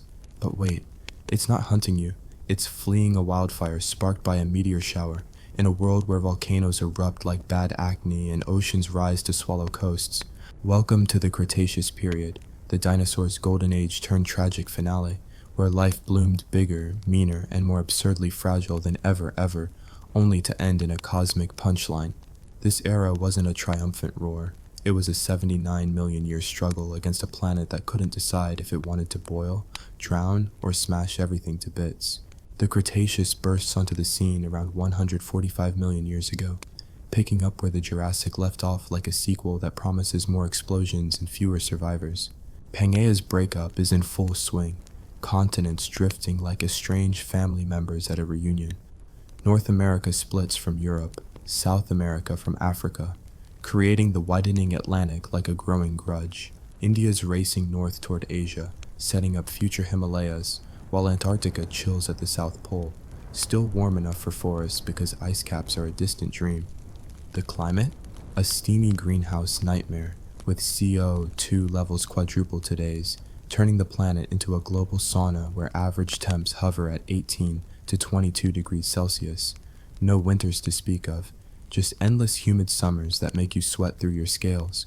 Seas rise dramatically, flooding continents into shallow inland seas, like the western interior seaway slicing North America in two, a watery highway for marine monsters. But irony alert, this paradise breeds massive storms, tsunamis from undersea quakes, and wildfires that rage across fern prairies, turning lush landscapes into charred wastelands overnight. Dinosaurs? They're at their peak, diversifying like reality TV stars chasing fame. In the early Cretaceous, from 145 to 100 million years ago, theropods evolve into feathered fiends.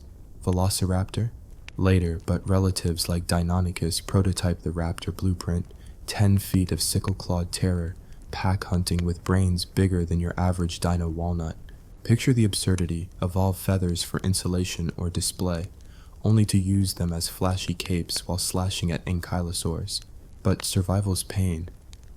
Hunt in packs, coordinate like wolves, yet one wrong leap onto a spiky tail, and you're impaled, bleeding out in the mud while your pack dines without you. Sauropods stick around, but they're adapting to a fragmented world. Argentinosaurus precursors like Andysaurus lumber through South America, 100 feet of pure bulk munching conifers. Their long necks reach treetops, but hearts strain pumping blood 40 feet up. Imagine the migraines from low pressure, or worse, getting bogged in swamps, a 100-ton statue waiting for predators to nibble. Fossils show herds migrating across floodplains, but flash floods drown entire groups, bones piling in riverbeds like forgotten luggage. Ornithischians bring the weird. Iguanodon, thumb-spiked herbivores from Europe, roam in herds, their beaks grinding ferns. That spike? Great for defense, but poke a rival during mating, and you're nursing a wound in infection-prone humidity. Ankylosaurs like Euoplocephalus armor up, club-tailed tanks waddling through forests. But weight's a curse. One flip by a theropod or mudslide, and you're upside down, helpless as a turtle on its shell. Marine life explodes in absurdity. Mosasaurs emerge, lizard-like sea serpents up to 50 feet, patrolling shallow seas with jaws full of conical teeth for crunching ammonites. But hunting's risky. Dive deep, risk the bends, surface, and pterosaurs dive bomb you.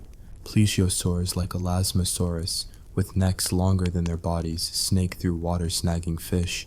Picture the nightmare. That neck tangles in kelp and you're drowning, head stuck while flippers flail uselessly. Pterosaurs rule the skies, but it's no picnic. Pteranodon, with 20-foot wingspans, fish. Coasts like giant pelicans, crests catching wind for steering. But storms? Deadly. One gust flips you, crashing into waves where mosasaurs lurk.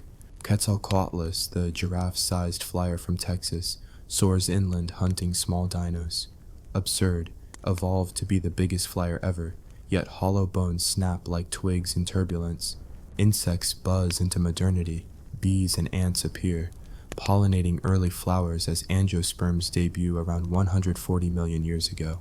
Flowering plants spread like gossip, outcompeting ferns with seeds and fruits.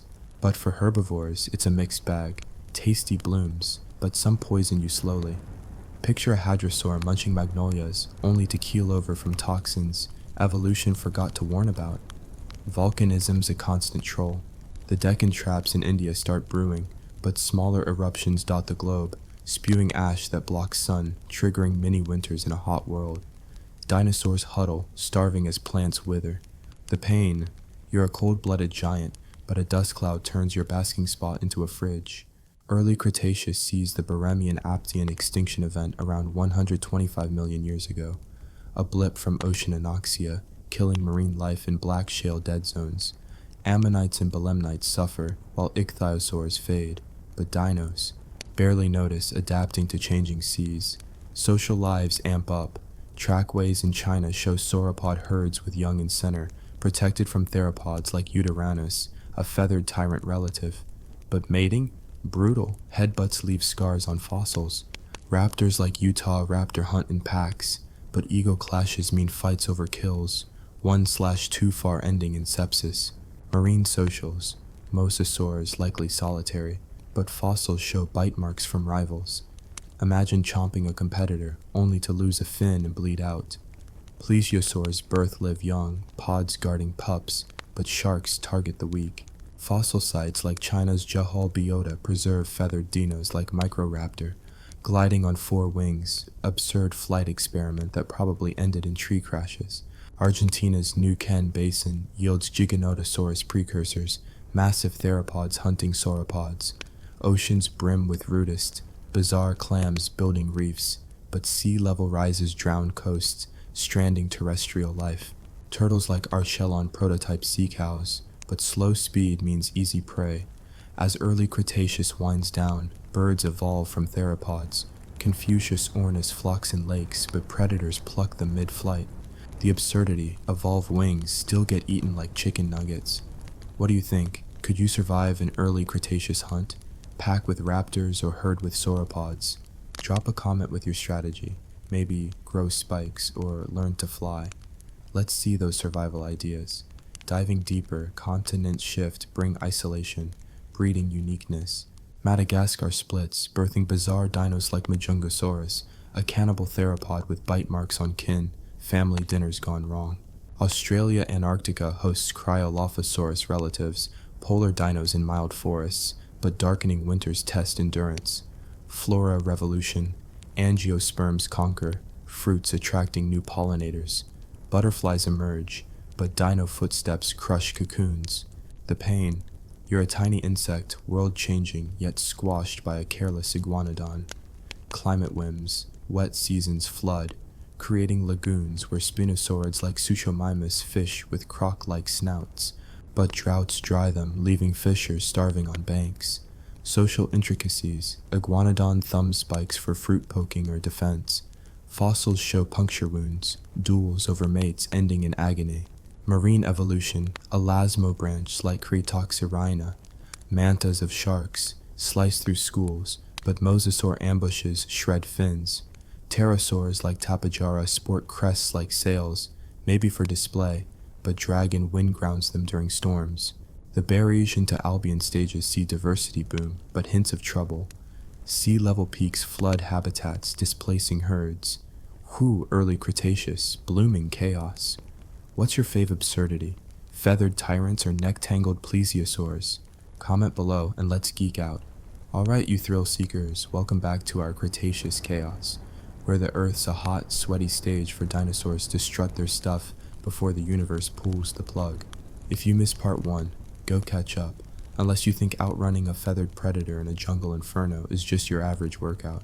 We're diving into the Middle Cretaceous now, roughly 100 to 85 million years ago, when the planet's continents are drifting like moody teens, dinosaurs are doubling down on bizarre, and survival's the slapstick nightmare of storms, volcanoes, and betrayal. This is a tale of absurd evolutionary flexes, ecosystems bursting with life, and a world that loves to remind you it's boss with floods and fire. Let's wade into the madness with a smirk. The Middle Cretaceous is peak greenhouse vibes. Pangaea's breakup leaves continents scattered like puzzle pieces in a tantrum. North America is split by the western interior seaway, a shallow ocean turning the continent into two sweaty landmasses crawling with dinos. South America's drifting solo. Africa's cozying up to Madagascar, and India's still on its joyride toward Asia. The climate's a humid oven, CO2 levels cranking temperatures to 20 to 25 degrees Celsius globally. No ice caps, just steamy jungles and fern prairies stretching to polar forests. Seas are high, flooding lowlands into swampy traps where predators lurk. But here's the irony. This lush green world is a death trap. Monsoons unleash torrents. Hurricanes batter coasts, and volcanic outbursts from the Caribbean plate spew ash, turning sunny days into choking haze. Wildfires? Oh, they're a regular guest, torching forests and leaving herbivores starving in ash-covered wastelands. Dinosaurs are living their best lives, or so they think. Theropods evolve into brainy terrors. Troodon, a 6-foot raptor relative from North America, sports big eyes and a bigger brain. Hunting at dusk like a feathered assassin. Pack hunting's their game, coordinating to take down hadrosaurs. But the pain, one misstep and a teammate's claw slices you in the frenzy. Fossils show healed wounds, survival sarcasm. You're the smartest dino, yet friendly fire is a career ender. Spinosaurids like Spinosaurus, Egypt's 50-foot fish eater, wade rivers with sailbacked swagger, snagging sharks with croc-like jaws. But rivers flood, sweeping these giants into deep waters where they flail, too heavy to swim far. Picture the absurdity, evolve to rule wetlands, drown in your own turf.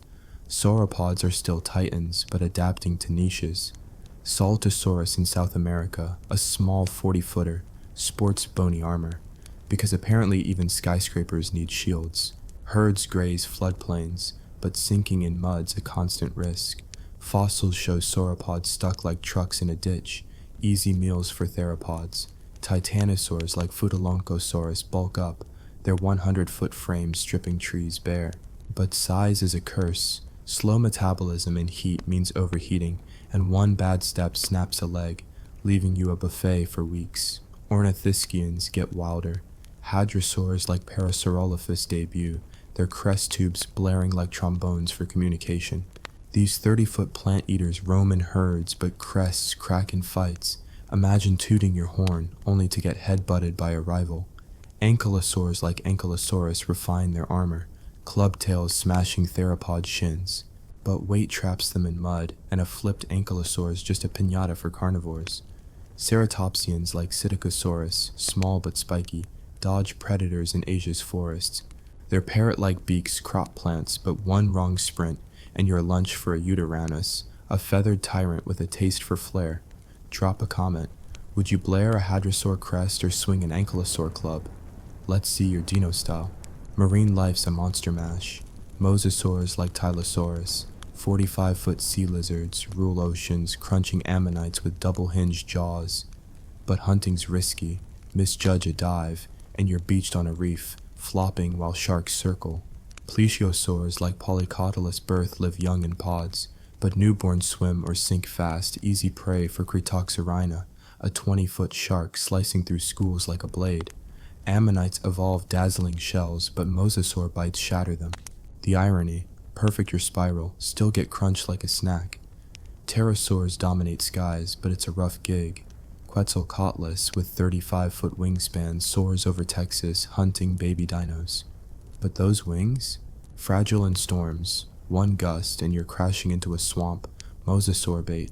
Tapejara, with crest like psychedelic hats, flits through Brazil's jungles, snagging fruit or insects. Fossils show broken crests. Survival's pain. Look fabulous. Snap your headgear in a tree. Angiosperms, flowering plants, explode, covering 50% of land by now. Fruits and seeds feed new herbivores, but toxins in early blooms poison the careless. Hadrosaur fossils show scarred teeth from bad diets. Bees and butterflies pollinate, but dino footsteps crush hives, leaving insects rebuilding endlessly. The absurdity, your key to the ecosystem, flattened by a clueless sauropod. Volcanism's a bully. The Caribbean plate's eruptions spew ash, cooling patches briefly, but CO2 spikes keep the heat on. Dinosaurs migrate, but ash clouds choke lungs. Imagine a titanosaur coughing through haze, predators stalking the blind. Sea level fluctuations flood habitats, stranding coastal dinos. Fossils from Mongolia's Nemec Formation show drowned herds, caught in sudden tides. Social drama's intense.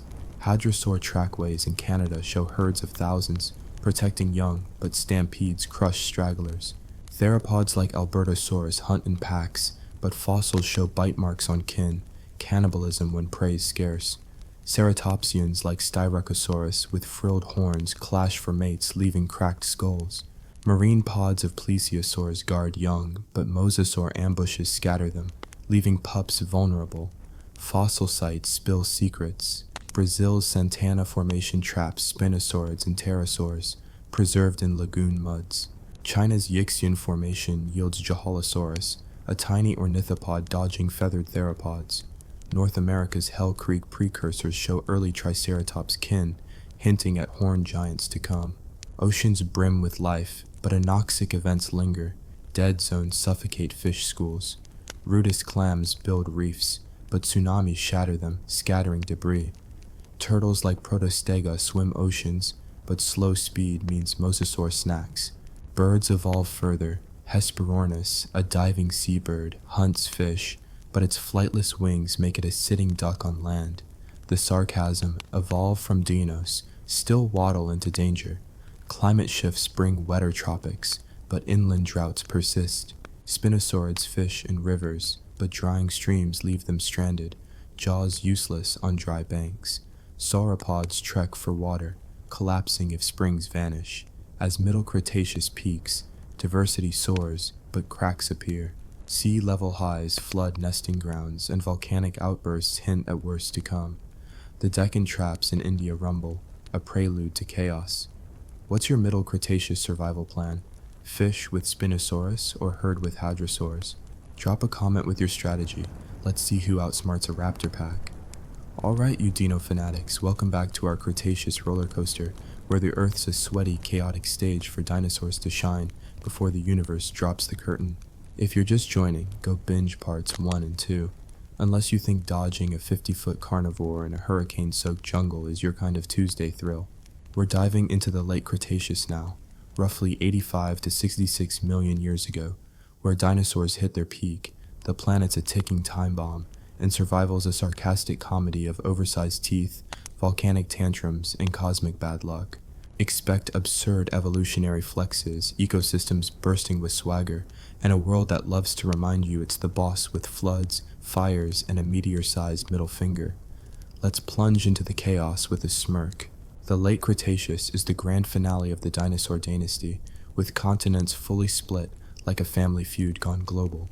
North America's western interior seaway is at its peak, slicing the continent into Appalachia and Laramidia, where dinosaurs roam like rival gangs. South America's isolated breeding freaks like Carnotaurus, while Africa, Madagascar, and India drift, each spawning unique weirdos. Antarctica, still forested, no ice, just polar dinos basking in mild winters. The climate's a humid furnace, CO2 levels pushing 1,000 parts per million, keeping global temps at 20 to 25 degrees Celsius, with tropics hitting 35 degrees Celsius. Seas are sky high, flooding lowlands into swampy death traps. But irony alert, this lush world is a house of cards. Monsoons drown valleys, tsunamis from quakes wipe coasts, and the Deccan traps in India erupt like a geologic tantrum, spewing lava and ash that choke skies, triggering mini-coolings in a sauna. Planet. Wildfires rage across fern prairies, leaving herbivores starving in charred ruins. Dinosaurs are the rock stars, but the stage is shaky. Theropods rule with Tyrannosaurus rex, North America's 40-foot nightmare with banana-sized teeth and a bite force that could crush a car. Rex hunted alone or in pairs, targeting hadrosaurs, but fossils show broken bones from fights. Imagine the pain. You're the king, yet one kick from a triceratops snaps your leg, leaving you limping lunch. Velociraptor, Mongolia's 6-foot feathered fiend, hunted in packs, leaping with sickle claws. But pack life's brutal. One missed jump and you're skewered by your own crew. Carnotaurus, South America's horned sprinter, charged at 30 miles per hour, but its tiny arms, useless in a brawl, like evolving a sports car with no brakes. The sarcasm, you're built for speed, still trip into a tar pit. Sauropods hit max size. Argentinosaurus, a 120-foot, 100-ton titan from Argentina, grazed treetops, its heart pumping blood like a fire hose. But size was a trap. Fossils show herds stuck in mud. Easy pickings for Giganotosaurus, a 45-foot theropod with jaws like a guillotine. Dreadnoughtus, another South American giant, lumbered in herds, but flash floods drowned entire groups, bones piling in riverbeds. The absurdity, you're a walking mountain, yet a muddy stream's your kryptonite. Ornithischians steal the show. Triceratops, with its frilled horns, charged like a rhino, skewering theropods. But mating clashes cracked skulls. Fossils show healed punctures from rival horns. Hadrosaurs like Edmontosaurus, 40-foot crestless duckbills, roamed in herds of thousands, their bellows echoing across plains. But stampedes crushed young, and T-Rex ambushes scattered flocks. Ankylosaurs like Euoplocephalus swung clubtails, smashing predator shins, but a flipped ankylosaur was a buffet. Armor useless upside down. Drop a comment. Would you charge with Triceratops or swing an ankylosaur club? Let's see your dino weapon of choice. Marine life's a horror show. Mosasaurs like Mosasaurus. 50-foot sea serpents dominate oceans, crunching ammonites and plesiosaurs with double-hinged jaws. But hunting's dicey. Misjudge a dive, and you're beached, flopping while sharks like Squalicorax circle. Plesiosaurs like Elasmosaurus, with 20-foot necks, snatch fish, but tangled in reefs. They drown, necks knotted like bad cables. Xiphactinus, a 20-foot predatory fish, swallows prey whole, but fossils show it choking on oversized meals. Survival's irony. Eat big, die stupid. Pterosaurs own the skies, but it's a death trap. Quetzalcoatlus, with 35-foot wings, hunts baby dinos on land, but storms snap those wings, crashing them into swamps where mosasaurs wait. Ajdarchids like Hatzegopteryx, 30-foot monsters, stalk Europe's islands, but cliff nests invite raids by small theropods. Fossils show eggs smashed, parenting's pain, guard your clutch, lose it to a raptor. Angiosperms dominate, covering 70% of land with flowers, fruits, and grasses. Hadrosaurs evolve grinding teeth for new diets, but toxic blooms poison the careless. Fossils show scarred jaws. Bees and ants thrive, pollinating, but dino footsteps crush hives. The absurdity, you're an ecosystem VIP, flattened by a clueless triceratops. Volcanism's a killer. The Deccan traps erupt for thousands of years, spewing lava across India, ash clouds cooling patches but spiking CO2. Dinosaurs migrate, but dust chokes lungs. Imagine a T-Rex coughing through haze, blinded as raptors stalk. Sea level drops expose coasts, stranding marine life. Fossils from Montana's Hell Creek show drowned herds caught in tides, social dramas wild. Triceratops trackways in Wyoming show herds shielding young, but mating battles left gore. Horn wounds festered in humidity. Tyrannosaurus rex hunted solo, but fossils show cannibalism. Starved tyrants ate kin. Hadrosaur bellows coordinated herds, but panic stampedes crushed stragglers. Marine mosasaurs likely fought alone, but bite marks suggest territorial brawls. Lose a fin, bleed out. Fossil sites spill secrets. Hell Creek in Montana yields tea. Rex, Triceratops, and Edmontosaurus preserved in river muds. Argentina's Candeleros Formation traps Giganotosaurus and Titanosaurs. Mongolia's Nemegt Formation shows Velociraptor and Oviraptor, the egg thief caught mid-raid, fossilized with eggs it didn't eat. Ironic justice. Oceans brim but falter. Ammonites evolve complex shells, but mosasaurs shatter them. Rudist reefs thrive, but sea level drops strand them. Sea turtles like Archelon swim slowly, easy mosasaur snacks. Birds diversify. Ichthyornis, a gull-like flyer, hunts fish, but grounded, it's raptor food. The sarcasm, evolve flight, still waddle into jaws. Climate's a roller coaster. Wet tropics flood nesting grounds, while inland droughts dry rivers. Theropods like Spinosaurus kin fish, but drying streams leave them stranded, useless on banks. As late Cretaceous peaks, diversity's insane. Dinosaurs everywhere, from polar forests to deserts, but the Chicxulub impactor looms 66 million years ago, a 6-mile asteroid ready to crash the party. Deccan eruptions already stress ecosystems, thinning herds. What's your late Cretaceous survival plan? Charge with Triceratops or soar with Quetzalcoatlus? Or drop a comment with your strategy. Let's see who survives the meteor. Alright, you dino diehards, buckle up for the final act of our Cretaceous epic, where the Earth's a pressure cooker ready to explode, and dinosaurs are strutting their last encore before the ultimate cosmic curtain call. If you missed the first 3 parts, go binge them, unless you think outrunning a T-Rex while dodging flaming meteors is your idea of a chill weekend. We're zooming into the end of the late Cretaceous, roughly 70 to 66 million years ago, where life's at its most spectacularly absurd. The planet's throwing every punch it's got, and a 6-mile asteroid is about to crash the party like a galactic wrecking ball. This is a tale of swaggering giants, survival's brutal comedy, and a world that laughs at your existence with volcanoes, floods, and a fiery apocalypse. Let's dive into the grand finale with a smirk. The stage is set. Continents are fully divorced, scattered like a family that can't stand each other. North America's western interior seaway starts shrinking, stitching Larimedia and Appalachia back together, but it's still a dinosaur playground split by swamps. South America's isolated, spawning freaks like Austroraptor, while Africa, Madagascar, and India craft their own bizarre casts. Antarctica's still green, hosting polar dinos under endless summer skies, no ice in sight.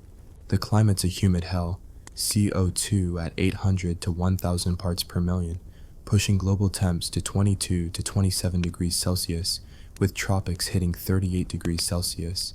High seas flood lowlands, creating marshy death traps where predators prowl. But here's the kicker, this vibrant world is on borrowed time. The Deccan traps in India erupt like a geologic temper tantrum, spewing lava across 1 million square miles, choking skies with ash and sulfur. cooling patches briefly before CO2 spikes reheat the oven. Monsoons drown plains, wildfires torch forests, and earthquakes from tectonic shifts topple herds. Picture the irony. You're thriving in a jungle paradise, only for the ground to split or the sky to rain fire. Dinosaurs are at their zenith, but the clock's ticking. Tyrannosaurus rex rules North America's Hell Creek, a 40-foot juggernaut with jaws that crush bone like candy. It hunted solo or in pairs, stalking Triceratops, but fossils show scars from fights. One wrong charge, and a horned herbivore snaps your femur, leaving you hobbling prey. Velociraptor, Mongolia's feathered terror, leaps in packs, sickle claws gutting Oviraptor. But pack life's a gamble. One bad jump, and your own claws slice a teammate, ending in a bloody brawl. South America's Carnotaurus sprints at 30 miles per hour, horns flashing for show, but those tiny arms, useless when tripping into a tar pit. The sarcasm, evolved to be the fastest, still faceplant into doom.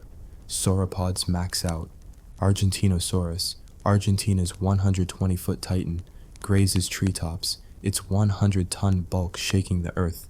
Herds migrate across floodplains, but mud traps them. Fossils show skeletons stuck like statues, Giganotosaurus picking at bones. Dreadnoughtus, another 100-tonner, moves in groups, but flash floods drown entire families, riverbeds becoming graveyards. The absurdity, you're a living skyscraper, yet a muddy river's your downfall. Ornithischians shine with flair. Triceratops, North America's horned tank, charges T-Rex, its frill flashing colors for mates, but mating battles crack skulls. Fossils show puncture wounds festering in humidity. Edmontosaurus, a 40-foot hadrosaur, bellows through plains in herds of thousands, but stampedes crush young, and T-Rex ambushes scatterflocks.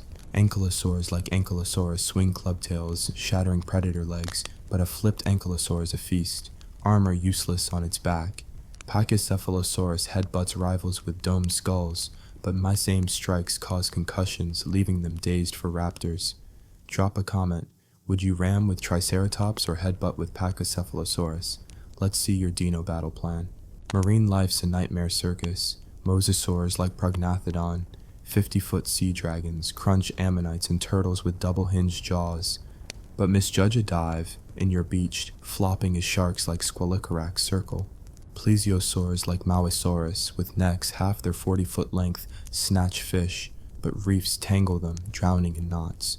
Scyphactinus, a 20-foot fish, gulps prey whole, but fossils show it choking on oversized meals. Survival's joke, eat big, die dumb. Ammonites with spiral shells evolve dazzling patterns, but mosasaur bites shatter them like glass. Pterosaurs rule skies, but it's a death wish. Quetzalcoatlus, Texas' 35-foot giant, stalks baby dinos, but storms snap its wings, crashing into swamps where mosasaurs lurk. Hatzegopteryx, Europe's 30-foot monster, hunts on island coasts, but cliff nests invite raptor raids. Fossils show smashed eggs. The pain, guard your clutch, lose it to a thief. Angiosperms rule, covering 80% of land with flowers, fruits, and grasses. Hadrosaurs grind new plants, but toxins poison the careless. Fossils show scarred teeth from bad meals. Bees and ants pollinate, but dino footsteps crush hives. The absurdity, you're an ecosystem hero squashed by a clueless sauropod. The Deccan traps escalate, erupting for 500,000 years, blanketing India in lava. Ash clouds cooling the planet by 2 degrees Celsius before CO2 spikes reheat it. Dinosaurs migrate, but dust chokes lungs. Imagine a T-Rex wheezing through haze, raptors stalking the blind. Sea level drops expose coasts, stranding marine life. Fossils from Alberta's dinosaur park show drowned herds caught in tides. Social drama's intense. Triceratops herds in Montana shield young, but mating clashes leave gore. Horn wounds fester, killing slowly. T-Rex fossils show cannibalism. Starved tyrants ate kin. Hadrosaur bellows coordinate herds, but panic stampedes crush stragglers. Mosasaurs fight solo, but bite marks suggest brawls over prey. Lose a fin, bleed out. Fossil sites spill secrets. Hell Creek yields T-Rex, Triceratops, and Ankylosaurus preserved in mud. Patagonia's Allen Formation traps Titanosaurs and Carnotaurus. Mongolia's Jadokta Formation catches Velociraptor mid-hunt, fossilized with Protoceratops in a death grip. Ironic justice for both. Oceans falter. Ammonites peak in diversity, but mosasaurs shatter their shells. Rudest reefs collapse as seas retreat. Sea turtles like Archelon swim slowly. Easy mosasaur snacks. Anoxic events suffocate fish schools in dead zones. Birds like Allosaurus soar, but grounded, they're raptor food. The sarcasm, evolve flight, still waddle into jaws. Climate's a tyrant. Monsoons flood nests, while droughts dry rivers. Theropods like Electrosaurus hunt in shrinking forests, but starvation looms. Sauropods trek for water, collapsing if springs vanish. The Chicxulub impactor, 66 million years ago, seals the deal. A 6-mile asteroid slams Mexico, unleashing 100 teratons of TNT. Shockwaves trigger tsunamis. Wildfires burn globally, and dust blocks the sun, plunging Earth into a decade-long winter. Deccan eruptions already thinned herds. Now 75% of species vanish. Dinosaurs, ammonites, pterosaurs, gone. Birds, mammals, and crocs scrape through, but the Dino dynasty's done. That's the Cretaceous. Glorious, absurd, obliterated. What's your fave survivor? T-Rex or a sneaky mammal? Drop a comment with your pick and survival plan. Let's see who beats the asteroid. Imagine standing on a wind-whipped plain when someone whispers into your ear, "Everything you love about forests is endangered." The whisper becomes a drumbeat. The sky turns thin. Grass, that humble carpet you always trampled with your shoes, remembers how to be ruthless. Welcome to the Miocene, the era when grass decided it was done being polite and began to take over the planet like a late-night talk show host who also owns half the city's real estate. If you like suffering, survival, and evolutionary slapstick, keep watching. And before the woolly gossip of extinct mammals steals your attention, tell me in the comments, which Miocene creature would you be if everything else failed? Go on, pick a mascot for your slow-motion extinction. The Miocene is not so much an epoch as it is the planet's midlife crisis, with tectonic back pain and dramatic environmental mood swings. Forests, blissful and smug, had been the world's go-to lifestyle for a long time. Then, steadily, and with the patience of a termite colony, grasses learned to thrive in places where trees couldn't be bothered. The ground turned from a green canopy's understudy into the main act. It was a slow revolution, but in geological time, slow is the same as relentless. A phrase that, incidentally, is terrible news if your teeth were only designed to bite soft fruit. Picture the first great grasslands as the world's very own invasive species launch party. At first they were thin, prickly carpets hammered flat by wind and the occasional newcomer, ungulate experimenting with munching on the wrong menu. But grasses have a secret weapon. They don't rely on tall architecture to be important. They reproduce fast, they handle fire, and they make chewing an endurance sport. They prefer to be eaten, then they grow back, smug as a sitcom villain. Grazers arrived like fans at a concert, initially a messy, uncoordinated crowd, then an organized, hungry mob. Teeth changed. The low, delicate molars of tree munchers were gradually replaced by high-crowned grinders capable of chewing sand, silica, and regret. If evolution had a dental plan, it was called Hypsodonty, and it printed one for every herbivore that wanted to survive in the new regime. This is the era of adaptation, of creative problem-solving under pressure, where the stakes were literal: chew or be chewed, migrate or be marooned. Early horses, once tiny multi-toed woodland browsers who might have been adorable if you were a fan of fossilized poodles, start to grow longer legs and fewer toes. Evolution's version of switching to heels and deciding practicality is a virtue. Suddenly, you have animals that can run like the wind and look good on postcards while doing it. Camels, rhinos, deer-like creatures, and a menagerie of ungulates that sounds like the guest list of a bad mythological wedding all figure out that speed and stamina beat clever climbing when your home turns into a windswept plain. Predators, for their part, get creative. You don't survive as a top predator by being polite when the herds are open fields with no place to hide. Ambush predators, the rainforest equivalent of loan sharks, begin to lose ground to pursuit specialists. Muscles lengthen, lung capacity improves, and social hunting becomes fashionable. Pack behaviors billow across the plains like gossip. If one hunter is talented, a dozen coordinated ones are terrifying. Scissor-jawed saber-tooths keep their dramatic flares and extravagant dental accessories, but more efficient, fast-striking canids and felids become the new runway models of predation. It's a brutal world. It's also the only world where being built like a marathoner and not a chandelier matters. The climate plays referee in the background, nudging things coldward and dryward. Mountains rise as continents squabble and the air gets thinner in places, altering wind patterns, rainfall, and the kind of plant that gets to claim turf. The Himalayas, rising with geological stubbornness, help pull air currents aside and shuffle the climate cards. The consequences are unglamorous and enormous. Swamps retreat, forests fragment into islands, and the steady, monotonous chorus of tree frogs loses decibels as grasslands push outwards. Landscapes that were once salad bowls for browsers turn into cereal boxes for grazers. The menu changes, so does the restaurant etiquette. And then there is fire, the plains' secret handshake. Grass burns beautifully and quickly, trees often do not. Periodic fires set off by lightning or by plants inevitably conspiring to cleanse themselves create a check on forest regrowth and give grass an edge. Grasses regenerate after fire, with the smug confidence of a celebrity who knows a wardrobe malfunction will actually increase ticket sales.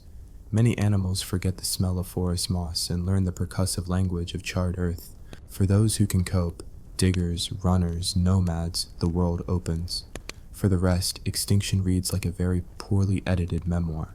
Now, imagine an adolescent ape, agile, curious, very bad at long-distance running, watching this change and flipping through its behavioral options like a poor intern looking for a job on a sinking ship. Apes diversified in the Miocene, filling wooded niches across the planet. Some grew big, some small. Some decided bipedalism was a bad idea. Others flirted with it like a romantic subplot in a soap opera. They were doing fine in the shrinking forests, but the world's center of gravity was moving away from their preferred lifestyle. The forests became islands amid a sea of grass, and island life is dramatic. It's cramped. It forces specializations and often terrible decisions. Meanwhile, the plains laughed and instead of apologizing, made more of themselves. Let's zoom in, as documentarians love to do, on a single herd and its catastrophes. Imagine a family of early grazers. The parents are cautious, the youngsters exuberant and suspiciously keen to find the largest, most dangerous tuft of grass possible. Their world is a patchwork of vistas, a shimmering inland sea to the north, a scorched ridge to the west, and a line of trees like a green jury on the horizon. They need to move hourly to find the freshest shoots. Standing still means being a statistic in some predator's bedtime story. Migration becomes not leisure but a ritual of survival. Herds stretch like living carpets across the plains, flowing in patterns that would make a choreographer with a death wish faint. Within herds, social structures sort themselves out. The strong and the social thrive. The solitary or the inconsiderate do not. Sociality is not about feelings here. It's about being on watch while your neighbor sleeps. You huddle, you sing, you slap a tail if a predator approaches. Language reduced to utility. Youngsters learn the hard way. A limp in the herd is noticed fast. A limp that becomes conspicuous becomes a meal later. Survival is a ledger, and every day writes another transaction. There is humor in it, because otherwise you would collapse under the weight of suffering and necessity.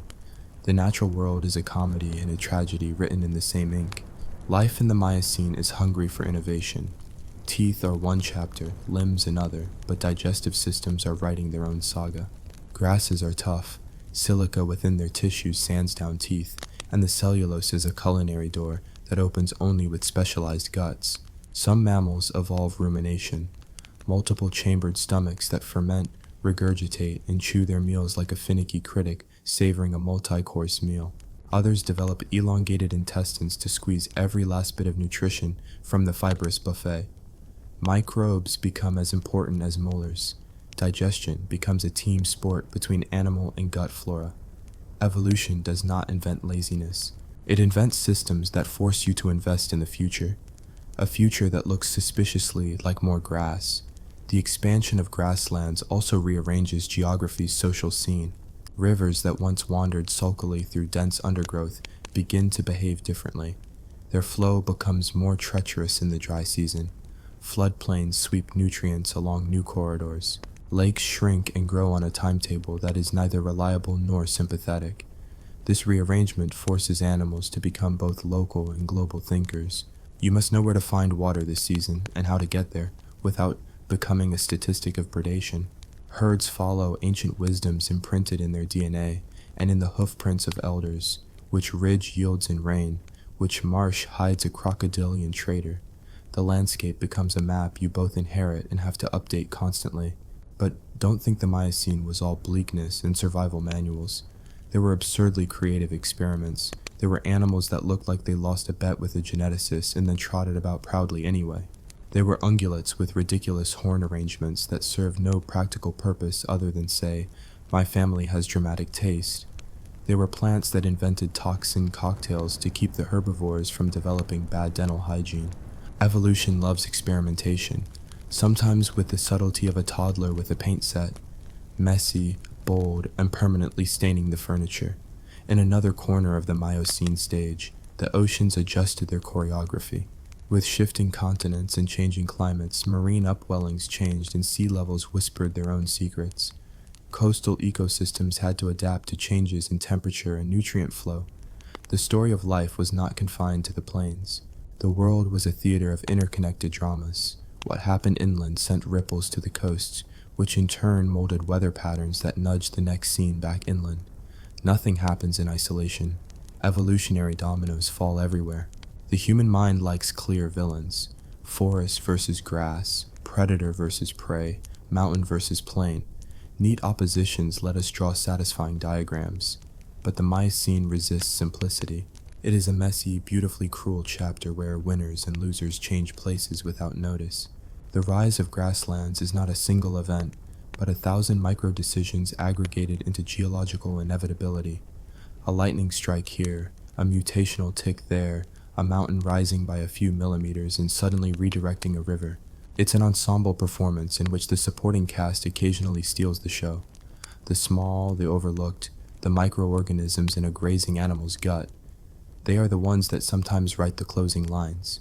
If you're still with me, and you should be, because this is performance art disguised as natural history, consider the emotional life of an animal in the Miocene.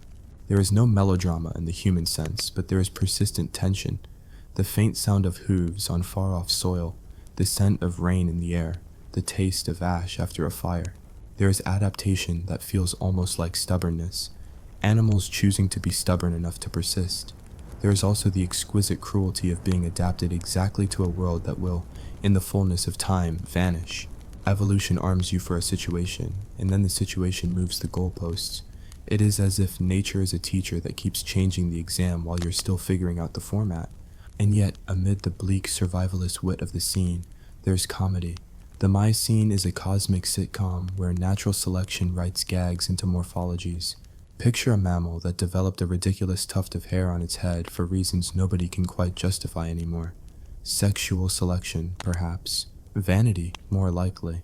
Or imagine plants evolving to taste foul to deter grazers, only for a clever herbivore to develop a taste for the very toxin that was meant to repel it. There is delight in these evolutionary loopholes. Life always finds a way to be inventive, often in ways that make you snort with laughter at the absurdity of it all. I invite you now, yes, you, to engage. Hit the comments with your pick. Would you be a long-legged racer of the plains, a social predator with pack etiquette, a small, crafty browser clinging to dwindling forest scraps, or a fungus-loving microbe in the gut of a shaggy ruminant? Which strategy seems more like your personality? Sprinting away from danger, building alliances, or silently digesting everything and letting microbes do the heavy lifting? Your vote is a tiny time capsule, an imaginary survival plan should time travel ever be on sale. We will not leave you hanging in the present forever. The Miocene story stretches across millions of years like a saga told in hoofbeats and tooth marks. We've only set the stage here. The grass expands, animals respawn, teeth and guts rearrange themselves like furniture to accommodate a new tenant. In the next act, we'll watch particular lineages rise and fall with the melodramatic gusto of reality TV. We'll meet charismatic oddballs and tragic near-winners, and we'll trace the precise machinations by which grass altered anatomy and behavior across continents.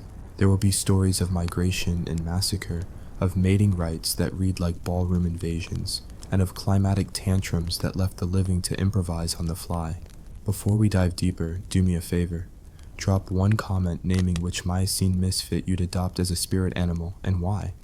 If you can make it funny, I'll probably respond with sarcasm and affection. If you make it thoughtful, I'll respond with slightly more sarcasm and the same affection. Either way, your comment is the modern equivalent of a fossil, an impression left in soft mud that tells a story later. So breathe in the idea of a world being rewritten under your feet. Imagine grass as both villain and hero, as villain because it displaces your favorite trees, as hero because it forces innovation. Imagine evolution not as a grand genius, but as an often petty series of trade-offs and lucky mutations. Imagine survival as improvisation. Run faster, digest smarter, be more sociable, or play dead with convincing commitment. The Miocene is not polite, but it is instructive in the bluntest possible way. Life always moves forward, and sometimes forward looks suspiciously like an open plain with nowhere to hide. When you're ready, we will step into the next 2,000 words and follow specific actors across this new stage. A horse that discovers speed, a predator that discovers strategy, a tree that fights back with fire, and a scientist, me of course, who narrates with a smirk and a slight allergy to sentimentality. You'll see the intimate, often gory details of adaptation laid out like a blueprint for endurance. And if you made it this far, leave that comment now. Or if you love the tone, hit like and subscribe for the next installment. I promise the next part will be crueler, funnier, and more educational than your last awkward high school biology class. Imagine you wake up to find the world's carpets replaced by toothbrushes. Everywhere you step, you're chewing sand and sighing. Welcome back to the Miocene, where evolution forgot manners and started a landscaping project that would haunt teeth for millions of years. If that sounds painful and oddly exhilarating, keep watching and drop a comment. Which Miocene survival hack would you steal first? The second act opens not with a bang, but with chewing. An incessant, low, grinding chorus that turns every meadow into a metronome. If the first part introduced grass as a takeover artist, the second part shows you the audition tapes, animals adapting in real time, ecosystems rearranging like badly labeled furniture, and predators learning that stealth is lovely until your prey decides to run Olympic trials every other Tuesday. This is where form meets function and then divorces it for the sake of survival. Start with the little horses. Once prancing through leafy understories on multi-toed feet like clumsy ballet students, some lineages begin shaving toes off their choreography. It's not about looking sleek on the runway. It's about reducing the risk of snapping a toe on the open savanna. Legs extend, toes condense into a glorified piston. The ankle becomes a spring. The spine learns something like rhythm. These horses, tiny as dogs at first, slowly rework their bodies into instruments of endurance. They are not glamorous. Evolution rarely is. They become the perfect answer to a question no one had asked 5 million years earlier. How fast can you stay alive? Their teeth tell a more brutal tale. The rise of abrasive grasses, full of silica dust like tiny molecular sandpapers, makes molars the site of an arms race. Low-crowned teeth, ideal for browsing leaves and fruit, wear down tragically in these new conditions. Natural selection writes invoices in enamel. Either evolve hypsodont teeth, high-crowned, built to withstand a lifetime of grinding grit, or accept obsolescence. Some mammals pay, literally, with their lives. Others find new dental plans. The result is a panorama of weirdness. Animals that look normal from a distance, but when you peek at their mouths, could pass for a collection of dental prosthetics gone rogue.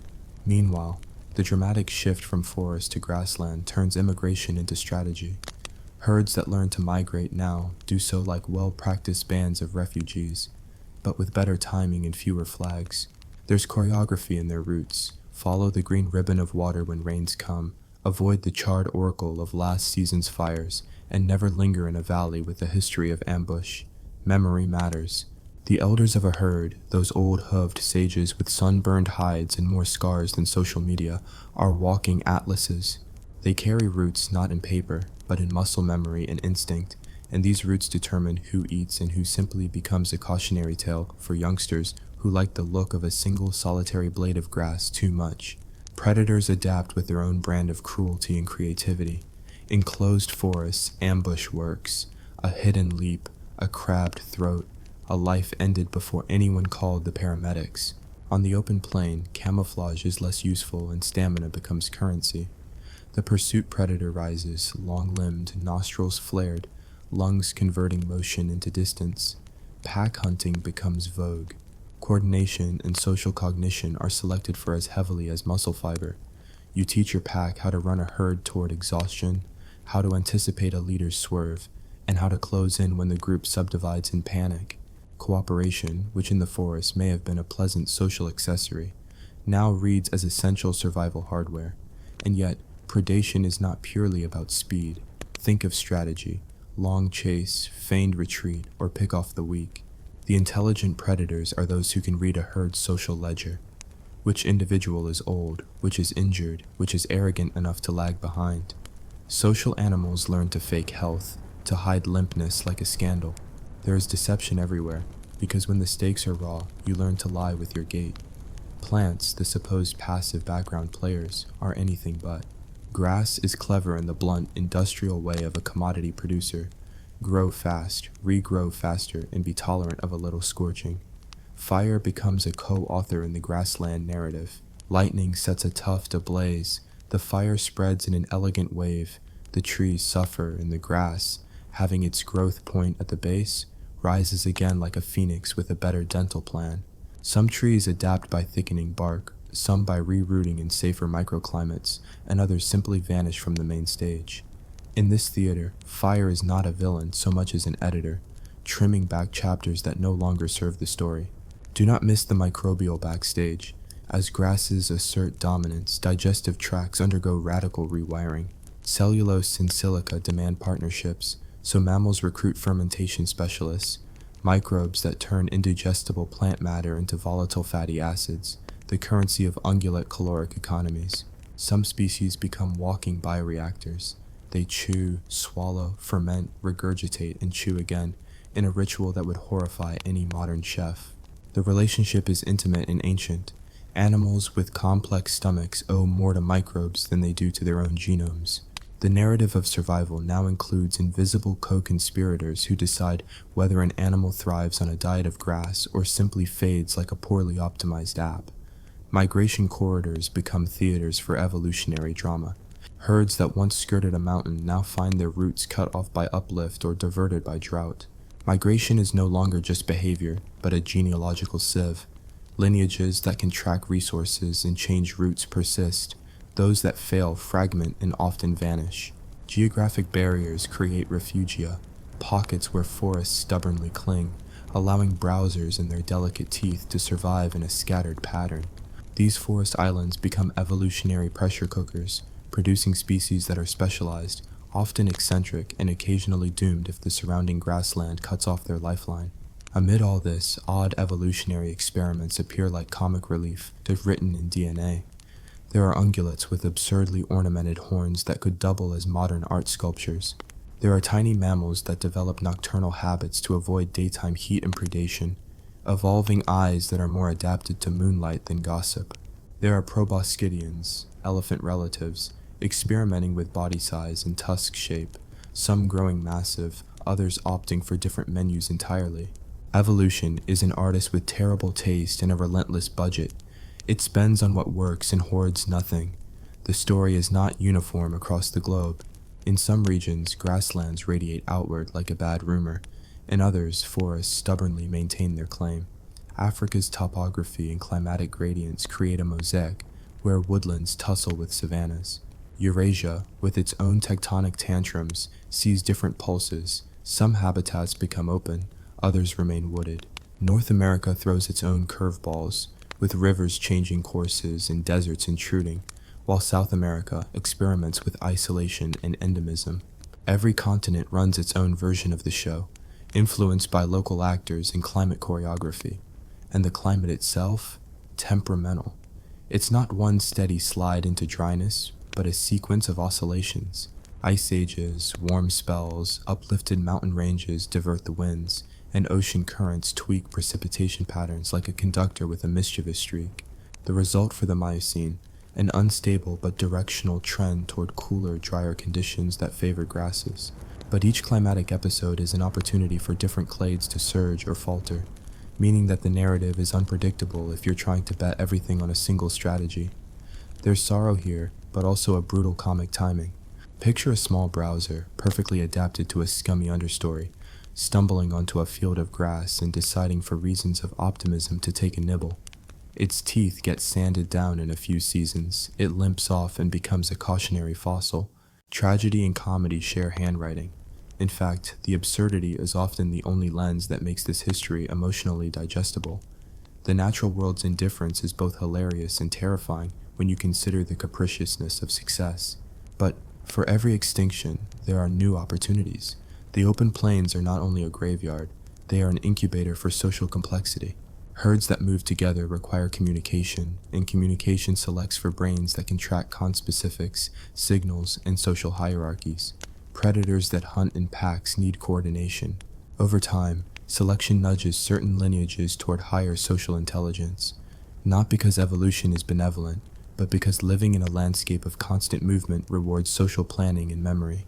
Let us zoom into one such social tableau.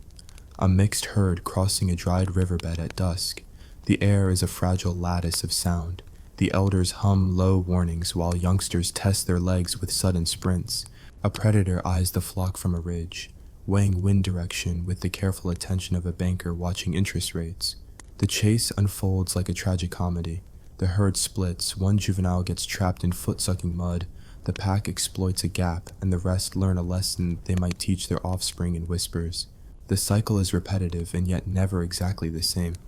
Every crossing is a problem-solving session in motion. Throughout this, evolutionary trade-offs pile up like dishes in an overworked kitchen. Speed versus endurance, social complexity versus individual cunning, dental robustness versus the metabolic cost of larger teeth. Nature imposes bills and organisms must pay. Sometimes they finance improvements, sometimes they default. Occasionally a lineage takes a gamble, perhaps investing in a more complex gut at the cost of reproductive speed, and either thrives or becomes a footnote in later strata. Now, a direct question for you watching. Imagine you are placed in this world with one upgrade, a trait you can choose. Do you pick speed, social intelligence, a stomach that can digest anything, or a coat that blends with charred ground? Type your pick in the comments and explain why. I'll judge your evolutionary strategy with mild sarcasm and unearned affection. As the second act winds down, the stakes climb. With grasslands solidifying their claim, lineages commit. Some double down on grazing, others retreat to refugia and specialize. Plate tectonics continue their slow, indifferent remodeling. The actors of this epoch, grazers with newly minted molars, predators learning coordination, plants leveraging fire, microbes quietly negotiating digestion, all keep improvising.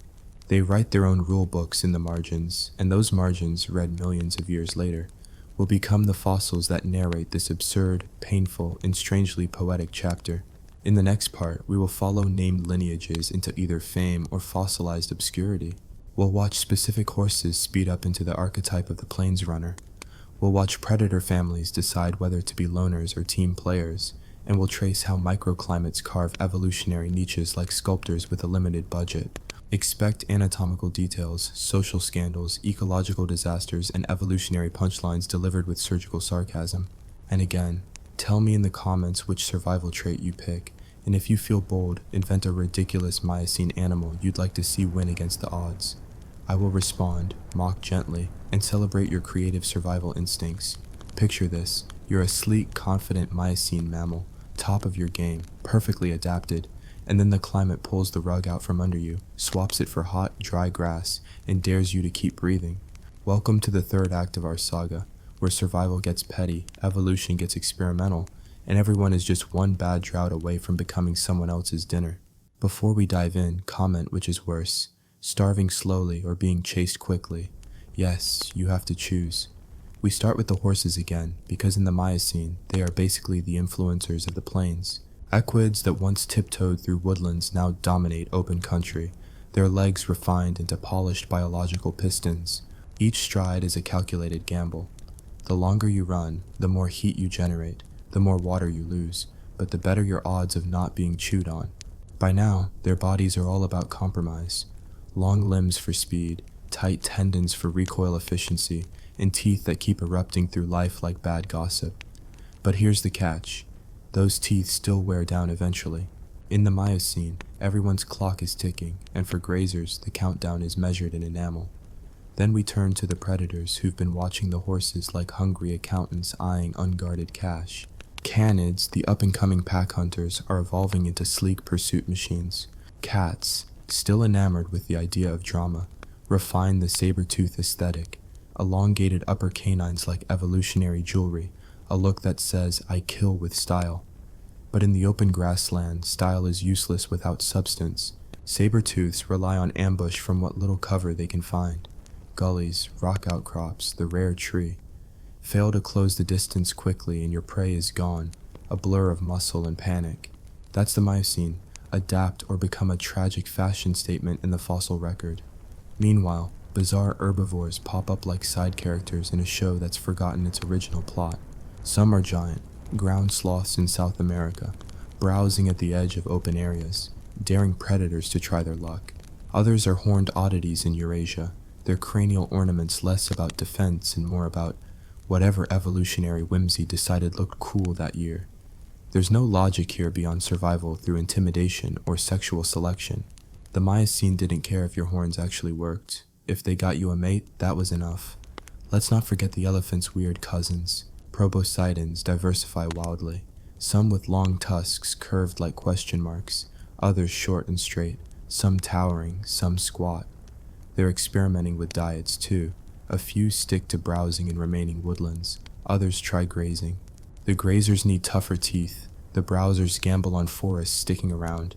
Spoiler, that gamble is risky business, and in the background, the climate keeps playing its cruel little games. Cooling trends creep in, but with enough variation to keep everyone on edge. Rainfall patterns shift. What was lush one decade becomes brittle and brown the next. Fires sweep through, lightning igniting waves of flame that reset the vegetation clock. The animals that make it are the ones that can roll with the punches. Eat a wider variety of plants, travel farther for water, breed fast enough to replace losses. The Miocene doesn't hand out prizes for being perfect, it rewards the stubborn. Social complexity becomes a quiet arms race. In the plains, herds get larger because safety in numbers actually works when predators can't sneak up easily. But large groups come with drama. Dominance hierarchies, squabbles over mating rights, disputes at waterholes. The winners in these social battles aren't always the strongest physically. Sometimes they're the ones who can read the mood, avoid a fight, or form alliances. The Miocene is teaching animals a soft skill, political survival. In predators, social life also blooms.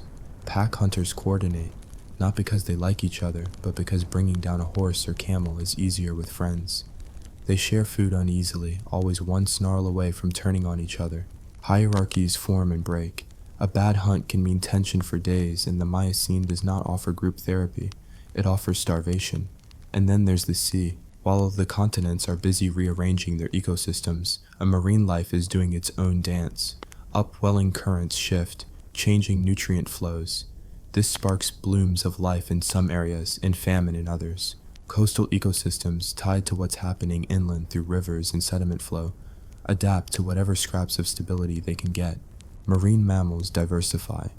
Early dolphins, whales, and seals, each carving out their own niches, experimenting with body shape and hunting technique. Even in the ocean, adaptability is the only real currency. On land, forests are now islands in a sea of grass, and the creatures within them become specialists. Some primates stay tucked away in these green refuges, clinging to the old ways. They grow more adept at leaping between trees, eating whatever fruits and leaves remain, grooming away ticks while ignoring the grasslands beyond. Others are forced out, their home patches shrinking until they have no choice but to brave the open.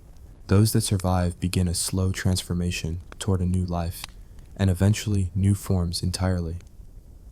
Fire continues to shape the land's personality. It removes competition for grass, but also resets the board in unpredictable ways. After a burn, new shoots sprout, rich in nutrients, drawing grazers in droves. Predators quickly learn this pattern. Where there's fresh grass, there's prey. Where there's prey, there's opportunity. Fires become beacons not just for regrowth, but for bloodshed. Now imagine being a mid-sized herbivore with no spectacular defenses, average speed, and a diet that's suddenly 90% silica-laden misery.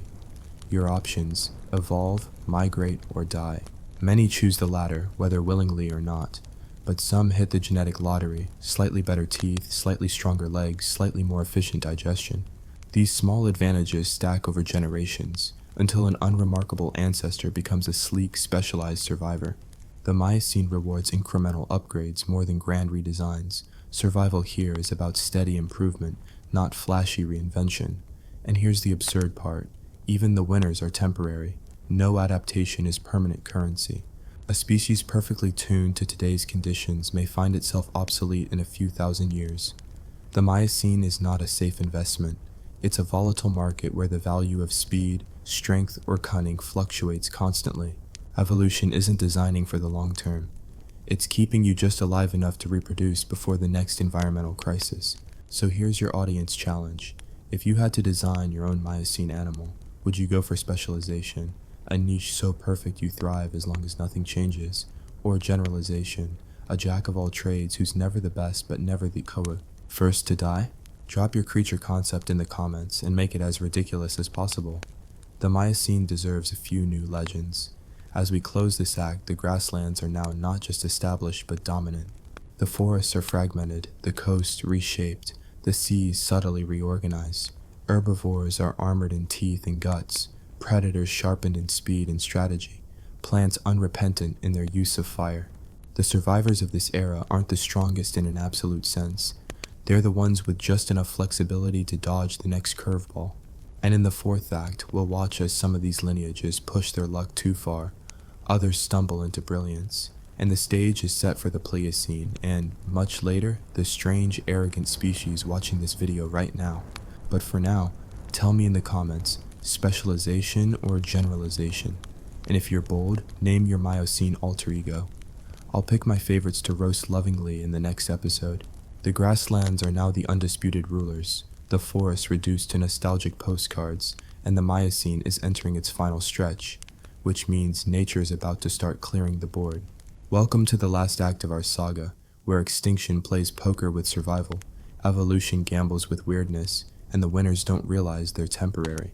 Before we dive in, I want you in the comments, name one species you'd resurrect from the Miocene, and explain why you'd unleash it on our modern world. The grass has finished its conquest. Vast, wind-swept plains run unbroken to the horizon, dotted with scattered trees like lonely punctuation marks in an endless sentence. Herbivores dominate in sheer numbers: horses, antelope-like forms, camels, rhinoceroses, and elephant kin. They move in sprawling herds, the ground trembling under their hooves. Their survival tools are now honed to perfection: teeth like industrial grinders, legs like coiled springs, and social systems that operate with military precision. If the Miocene were a video game, this would be the late stage where every herbivore has maxed out its speed and stamina stats. But predators have been grinding too. The canids are now true pursuit specialists, wolves in all but name, lean, efficient, and terrifyingly coordinated. The cats split into two great strategies: the ambushers, who perfect the art of the short, brutal kill, and the chasers, who adopt leaner bodies and stronger lungs. Saber-tooths cling to their melodrama, their elongated canines still magnificent but costly. One bad hunt and a broken tooth can end a career, but for now, they hold their ground, striking from shadows, gullies, and sheer bad luck.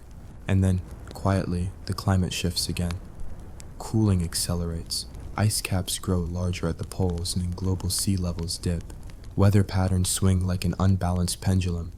Wet years bring explosive plant growth, but dry spells are longer, harsher, and deadlier. Grass can handle it. Many of the grazers can too. But forest refuges shrink further, and the species within them feel the noose tighten. Some adapt and emerge into the grasslands, blinking into the sun like exiles. Others stay and specialize so deeply they set themselves up for future extinction.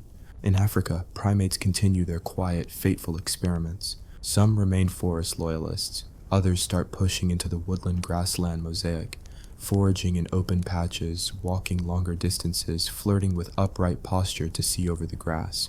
They are not yet human, but the first steps toward it, literally, are being rehearsed in this shrinking, patchwork world. Every choice is an evolutionary bet. Stay safe in the trees and risk losing your home entirely, or venture into the open and risk becoming dinner. Elsewhere, the megafauna take bolder forms. In Asia, massive gomphotheres roam, their four-tusked mouths both weapons and foraging tools. In North America, camelids diversify wildly, filling niches from fleet-footed grazers to bizarre long-necked browsers.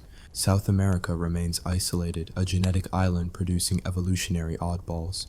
Giant flightless terror birds dominating as apex predators, ungainly ground sloths lumbering through sparse forests, and lithe-hoofed mammals with no modern equivalents. These continents are evolutionary laboratories, running their own experiments in parallel to the grassland empires elsewhere.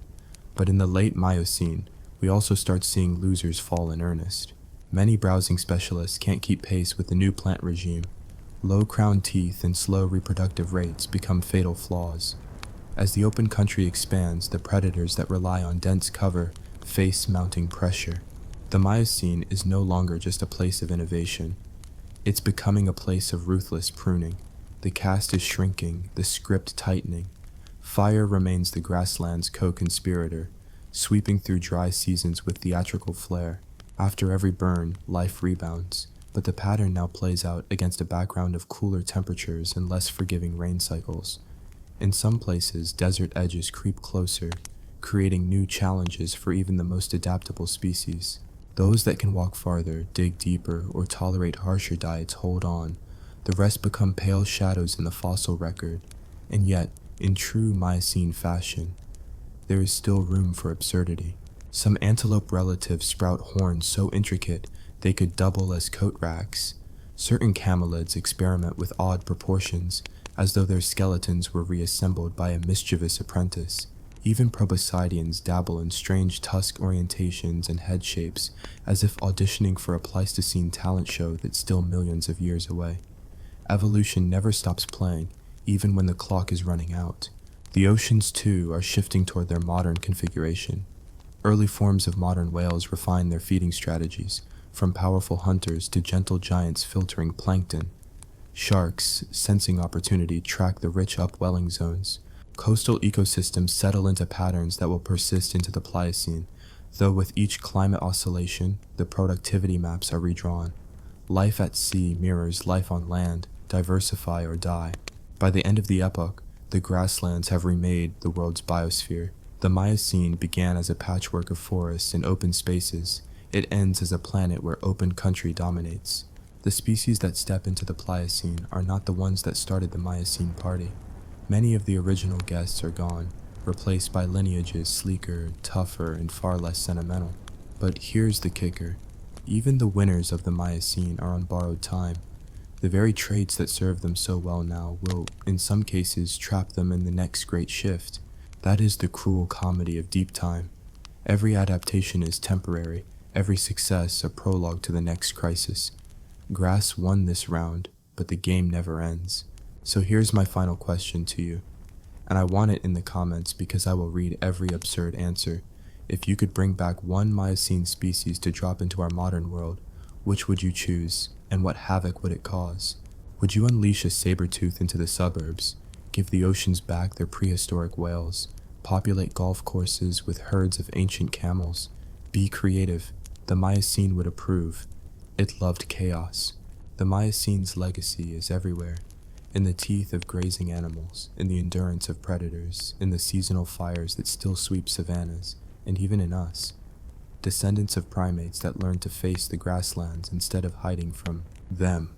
It was an epoch of relentless change, absurd invention, and high-stakes survival.